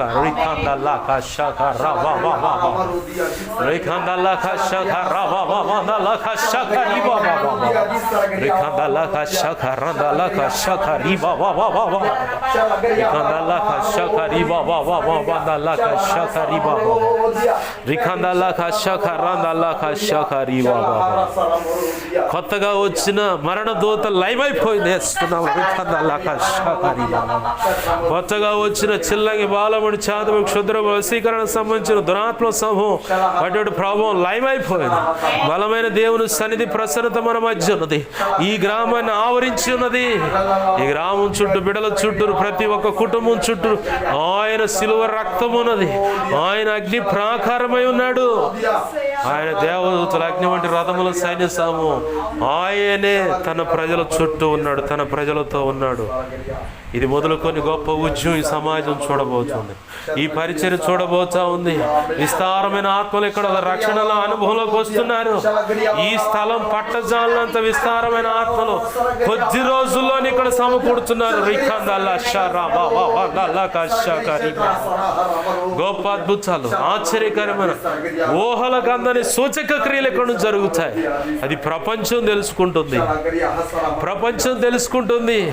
ఇది మొదలుకొని గొప్ప అద్భుతంగా దేవుడు కదులుతా ఉన్నాడు. ఇక్కడ దేవుడు కదులుతా ఉన్నాడు. ఈ పరిచర్య పక్షంగా, అల్పుడైన తన దాసుని పక్షంగా దేవుడు కదులుతున్నాడు, కదులుతున్నాడు, కదులుతున్నాడు, కదులుతున్నాడు. ఎడతెగక ప్రార్థన చేయండి. ఇదిగో గొప్ప కార్యాలు జరగబోతా ఉన్నాయి. ఇక్కడ ఇవ్వబడిన ఈ కొద్ది మందిని దేవుడు ఉపయోగపెట్టుకొని గొప్ప కార్యాలు జరిగించబోతా ఉన్నాడు. చిన్న మంద భయపడనక్కర్లేదు, పరలోక రాజ్యం మీది. అల్పులైన నలుగురు వాడుకొని దేవుడు అన్నాడు, భూమిని తల్లకిందులు చేయవారు ఇక్కడ కూడా వచ్చారా అని చెప్పని గొప్ప అద్భుతాలు చేసినట్లుగా ఈ అల్పులను వాడుకొని ఈ కాలంలో ప్రస్తుతం ఉన్న ఈ సమాజంలో భారతదేశంలో ప్రజలందరూ కూడా కనువిప్పు కలుగునట్లుగా దేవుడు అంటే, తన దాసులంటే, తన ప్రజలంటే భయం కలిగేలాగా అద్భుత కార్యాలు ఈ కొద్ది మందినే వాడుకొని చేయబోతా ఉన్నాడు. ఆల్రెడీ చేస్తున్నాడు, చేశాడు, చేయబోతున్నాడు. అందరూ ఉలిక్కి పడతారు. సార్వత్రిక సంఘమే ఒక్కసారిగా అలాగా కదిలిపోయి ఉలిక్కి పడి, మరి ఆనాడు అననీయ సభ్యురాలు గనక చనిపోతే సంఘము ఆశ్చర్యపడి మిగుల భయము కలిగి ఇక ఎన్నడను కుడికి గాని ఎడముకు గాని దారి తప్పకుండా దేవుడు కోరుకున్నట్లుగా అడుగులు వేసినట్టు ఆదిమ సంఘం పేతురు కాలంలో నడిచినట్లుగా ఈ రోజు ఈ అల్పులను ఉపయోగపెట్టుకొని భారతదేశంలో ప్రభు ఆ పని జరిగించబోతా ఉన్నాడు. ఆ ఉలిక్కిపాటు తీసుకొస్తా ఉన్నాడు దేవుడు. భయము కలుగు చేస్తా ఉన్నాడు. భయపడే రోజులు వచ్చే. దేవుడు అంటే భయం, యేసయ్య అంటే భయం, దేవుని సేవకులంటే భయం, ఆయన రక్తంలో కడగబడ్డ విశ్వాసం అన్నా కానీ భయం. భారతదేశంలో అన్ని రాష్ట్రాల్లోకి వస్తుంది. మన ప్రాంతంలో కూడా వస్తుంది. వచ్చింది అది ఆల్రెడీ.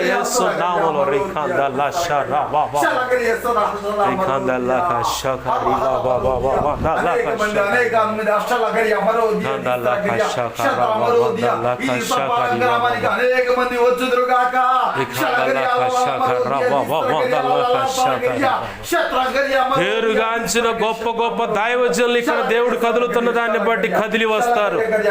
ఈ దేశానికి రావడానికి గ్రీన్ కార్డ్ లేని దైవజనులు కూడా దేవుడు గ్రీన్ కార్డ్ ఇప్పించి మరి ఇక్కడికి తీసుకొస్తాడు. జరగబోతున్న పరిచర్య అంత గొప్పది. విసుగక ఎడతెగక ఆసక్తి కలిగి దేవుని పాదాలు పట్టుకుని ప్రార్థన చేయండి. ప్రార్థన చేద్దాం, ప్రార్థన చేద్దాం, ప్రార్థన చేద్దాం. ప్రార్థన. ప్రేమగల మా కన్న తండ్రి యేసయ్యా, నీకు వందనాలు, కృతజ్ఞతాస్తుతులు మా ప్రభువా. దేవా, ఈ అల్పులను ఉపయోగపెట్టుకొని ఇంత గొప్ప సేవ చేయబోతున్నానని ఈ రోజు మాకు మరొకసారి కార్యోన్ముఖులను చేసినందుకు, నువ్వు నిర్ణయించిన పని కొరకు మమ్మల్ని సిద్ధపరిచినందుకు మరొకసారి నీ కృప ద్వారా బలము ధరింపజేసి ఆసక్తిని కలిగించి స్థిరముగా నువ్వు అనుకున్న దిశలో మమ్మల్ని నడిపించడానికి నిలబెట్టి కృపచేత నీ హస్తముతో మమ్మల్ని పట్టుకొని నీవు అనుకున్న నీ నిత్యానుసారమైన మార్గంలో నీ ఆలోచన, నీ మాట చొప్పున, నీ ఆత్మ చొప్పున మమ్మల్ని నడిపించడానికి మమ్మల్ని మరొక మారు సరిచేసి కదిలించి నిలబెట్టి నీవు నిర్ణయించిన పనిలోకి మమ్మల్ని ప్రభువా నడిపిస్తున్నందుకు నీ కృతజ్ఞతాస్తుతులు. మీరే మాకు చూడండి నడిపిస్తున్నారు దేవా. ఆనాడు ఆదిమ సంఘానికి తోడైన దేవా, పేతురు కాలంలో నువ్వు తోడైన దేవా, ఈ రోజుల్లో కూడా ఈ అల్పులను వాడుకొని అంత గొప్ప పని జరిగిస్తానన్ను. ప్రపంచంలోని పేరుగాంచిన గొప్ప గొప్ప దైవజనులు కదిలి వచ్చి మాతో పాటు నిలిచి నిన్ను మహింపరుస్తారని చెప్తున్నాం. అయ్యో, ఇది మా దృష్టికి కానీ, మా ఊహా ప్రపంచానికి కానీ, మా మనసుకు కానీ, మా హృదయానికి అసాధ్యం అనిపిస్తుంది. కానీ మేము నమ్మిన ఎడల సమస్తము సాధ్యమే. ఇదిగో పౌలు అంటున్నాడు, నేను నమ్మిన వాడిని నేను ఎరుగుదును, కాబట్టి నేను సిగ్గుపరచబడును. సెలవిచ్చినది ఆయన, నెరవేర్చేది ఆయనే. నెరవేర్చి ఈ అల్పులను గణపరిచేది అంతకంటే గొప్పగా అనేకుల ద్వారా ఘనపరచబడేది కూడా ఆయనే. సమస్తము కార్యాల్లో పౌలు అన్నట్లుగా ప్రభా ఇప్పటి వరకు ప్రయాసపడింది నా యందు నిలిచి ఉన్న ఆయన కృపయే అన్నట్లుగా ప్రభా ఇదిగో ఇప్పటి వరకు కానీ ఇక ముందు కానీ ప్రయాసపడి నిలిచి ప్రభా ఇదిగో తండ్రి ఇంతవరకు ఇంత కార్యం చేసి ఇక ముందు చేయబోచ్చు నాకు తెలియపరిచిన కార్యం చేయబోతున్నది కూడా నీ కృపయే ప్రభా. మేము అల్పులం ప్రభా, కానీ ఈ అల్పులను వాడుకొని నీ పత్రికలో సెలవిచ్చినట్లుగా దేవా ఇదిగో తండ్రి మమ్మల్ని వాడుకొని గొప్పవాళ్ళం, గనులు, జ్ఞానులు, ధనవంతులు అనుకుంటున్న వాళ్ళు వెర్రివారిగా చేయటానికి మమ్మల్ని ఎంచుకున్నావయ్యా. ఈ బ్రతుకులు ఎంచుకున్నందుకు నీ కృతజ్ఞతాస్తుతులయ్యా. విలువ లేదయ్యా, ఇంట్లో విలువ లేదు, భార్య దగ్గర విలువ లేదు, భర్త దగ్గర విలువ లేదు, అయ్యో కుటుంబ సభ్యుల మధ్య విలువ లేదు, సమాజంలో విలువ లేదు, సంఘంలో కూడా విలువ లేదు, సేవకుల ముందు విలువ లేదు. కానీ ప్రభువా నీ కృప ద్వారా ఇంత విలువనిచ్చావా? ఈ విలువ ఎరుగకనే ఇంతకాలం వ్యర్థంగా తిరిగామా? క్షమించండి. లోకము, మా బంధువులు, చుట్టూ వాళ్ళు ఎలా వాగని మాకు అనవసరం. నీ దృష్టిలో మాకు నువ్వు ఇచ్చిన విలువను బట్టి నీ కృతజ్ఞతాస్తుతులు. నీ ఎదుట మాకు అనుగ్రహించిన ఈ విలువ ఆధిక్యతను బట్టి నీ కృతజ్ఞతాస్తుతులు. గొప్ప కార్యాలు అల్పులను వాడుకొని నువ్వే జరిగించిన మాత్రం మహిమ పొందుతావు. ఈ వాక్యాన్ని హెచ్చించుకుంటున్నావు, నీ నామాన్ని ఘనపరుచుకుంటున్నావు అయ్యా. కలలో, నిద్రలో, దర్శన, స్వప్నాలు చూపించబడి సమస్త చీకటి శోధనటి ప్రభావం ఏదున్నా నీ మహాపునరుద్ధాన శక్తి ద్వారా యేసు నామములో బంధిస్తున్నావు, లయపరుస్తున్నావు. బంధించి లయపరిచిన నీ కృతజ్ఞతాస్తుతులు అయ్యా. మాకు మా మీద ఇంకెవరికైనా కలలో, నిద్రలో, దర్శన, స్వప్నాలు చూపించబడి సమస్త మంచి కళ్ళు, మంచి దర్శనం, మంచి స్వప్న, నిద్రలో చూసి సమస్త మంచి యేసు నామములో నీ మహాపునరుద్ధాన శక్తి ద్వారా త్వరపెట్ట జరుగును గాక, నెరవేర్చబడును గాక. జరిగేలా చేసి నెరవేర్చినందుకు కృతజ్ఞతాస్తుతులు. మా కోసం ప్రార్థించమని ఆ రీతులుగా అడిగిన వాళ్ళు ఉన్నారయ్యా. నీ ఎదుట మోకరించి మొరపెడుతున్న వాళ్ళు ఉన్నారా? దైవజనుడు మా సంగతి తెలియపరచని అయ్యా, దైవజనుడు ద్వారా మా సంగతి తెలియపరచని అడుగుతున్న వాళ్ళు ఉన్నారు. వారి ప్రతి అవసరత, అక్కరత నీ కృప చేత యేసునామములో తీర్చబడును గాక. మా కోసం, నా కోసం, పరిచయం కోసం అన్ని విధాల గతంలో కానీ ఇప్పుడు కానీ ఉపవసించి ప్రార్థిస్తున్న బిడ్డను దీవించి బలపరిచి రక్షించి అభిషేకించి నీ సేవలు ఇంకా గొప్పగా వాడుకోండి ప్రభువా. నీ కృప ద్వారా అది జరుగును గాక. సమస్త విషయాలు తోడు నడిపించి సహాయం చేయమని నువ్వు ఇచ్చిన పరిచర్యను, పరిచర్య ద్వారా జరిగిస్తున్న సంఘాలను, సంఘ బిడలను, స్థానికంగా ఇక్కడున్న సంఘమును, సంఘ బిడలను, చేరి ఉన్న బిడలను ఈ ప్రార్థనలోకి ఇస్తున్న వారిని నీ చిత్తంలో నేను ఎవరెవరి విషయం లెక్క అప్పజెప్పాల్సిన వారు అందరూ 2 తిమోతి 1:12 ప్రకారం అందరూ నీ చేతులకు అప్పజెపుతూ యేసయ్య ఉన్నతనంత శక్తిగల నామమున అడిగి వేడుకం ప్రార్థించి సమస్తం పొందుకొని బిడ్డను ఆశీర్వదించి కృతజ్ఞతాస్తుతులు చెల్లించి నీ చేతులకు అప్పచెప్పి నిన్ను మహింపరుచుకుంటున్నాం మా తండ్రి. ఆమేన్. ఇప్పుడు మన తండ్రి అయిన దేవుని ప్రేమయు, ఆయన ప్రియకుమారుడైన యేసుక్రీస్తు వారి కృపయు, పరిశుద్ధాత్మ దేవుని అన్యోన్య సహాయ సహవాసము సమకూడిన ప్రార్థనలోకి పిలుస్తున్న పరిచర్యకు, సంఘానికి, సంఘ బిడలకు, ఈ పరిచర్య ద్వారా జరుగుతున్న సంఘాలకు, సంఘ బిడలకు, అలాగనే ఇక ముందు ఏకీపించబోతున్న వారికి, ఏకీపించిన వారికి, అలాగనే సార్వత్రిక సంఘంలో ఉన్న సకల పరిశుద్ధులకు నిత్యత్వము చేరు పర్యంతరం సదాకాలము చూడండి ప్రభు చిత్త ప్రకారం అందరూ నడిపించి ప్రయోజకులుగా చేసి ఆయన అనుకున్న పని జరిగించి ఆయన మాత్రం మహిమ పొందునుగాక. ఆమేన్. యేసు రక్తమునకే జయం, ప్రభు యేసు రక్తమునకే జయం, ప్రభు యేసు నామమున సంపూర్ణమైన విజయం కలుగునుగాక. ఆమేన్. అపవాది వాడి దోతలు, చీకటి, అంధకార శక్తుల క్రియలు అవి ఎంత ప్రమాదకరం, అంత ప్రయోగాలైనా వాటి అన్నిటికీ అనంతనాశనం, సర్వనాశనం, నిత్యనాశనం కలుగునుగాక. ఆమేన్. యేసు రక్తమునకే జయము, జయము, జయం. యుద్ధము యెహోవాది. హల్లెలూయా, హల్లెలూయా, హల్లెలూయా. అందరికి వందనాలు. ప్రభు యొక్క మహా ఉచిత కృప మనందరికీ తోడని నడిపించునుగాక. ఆమేన్.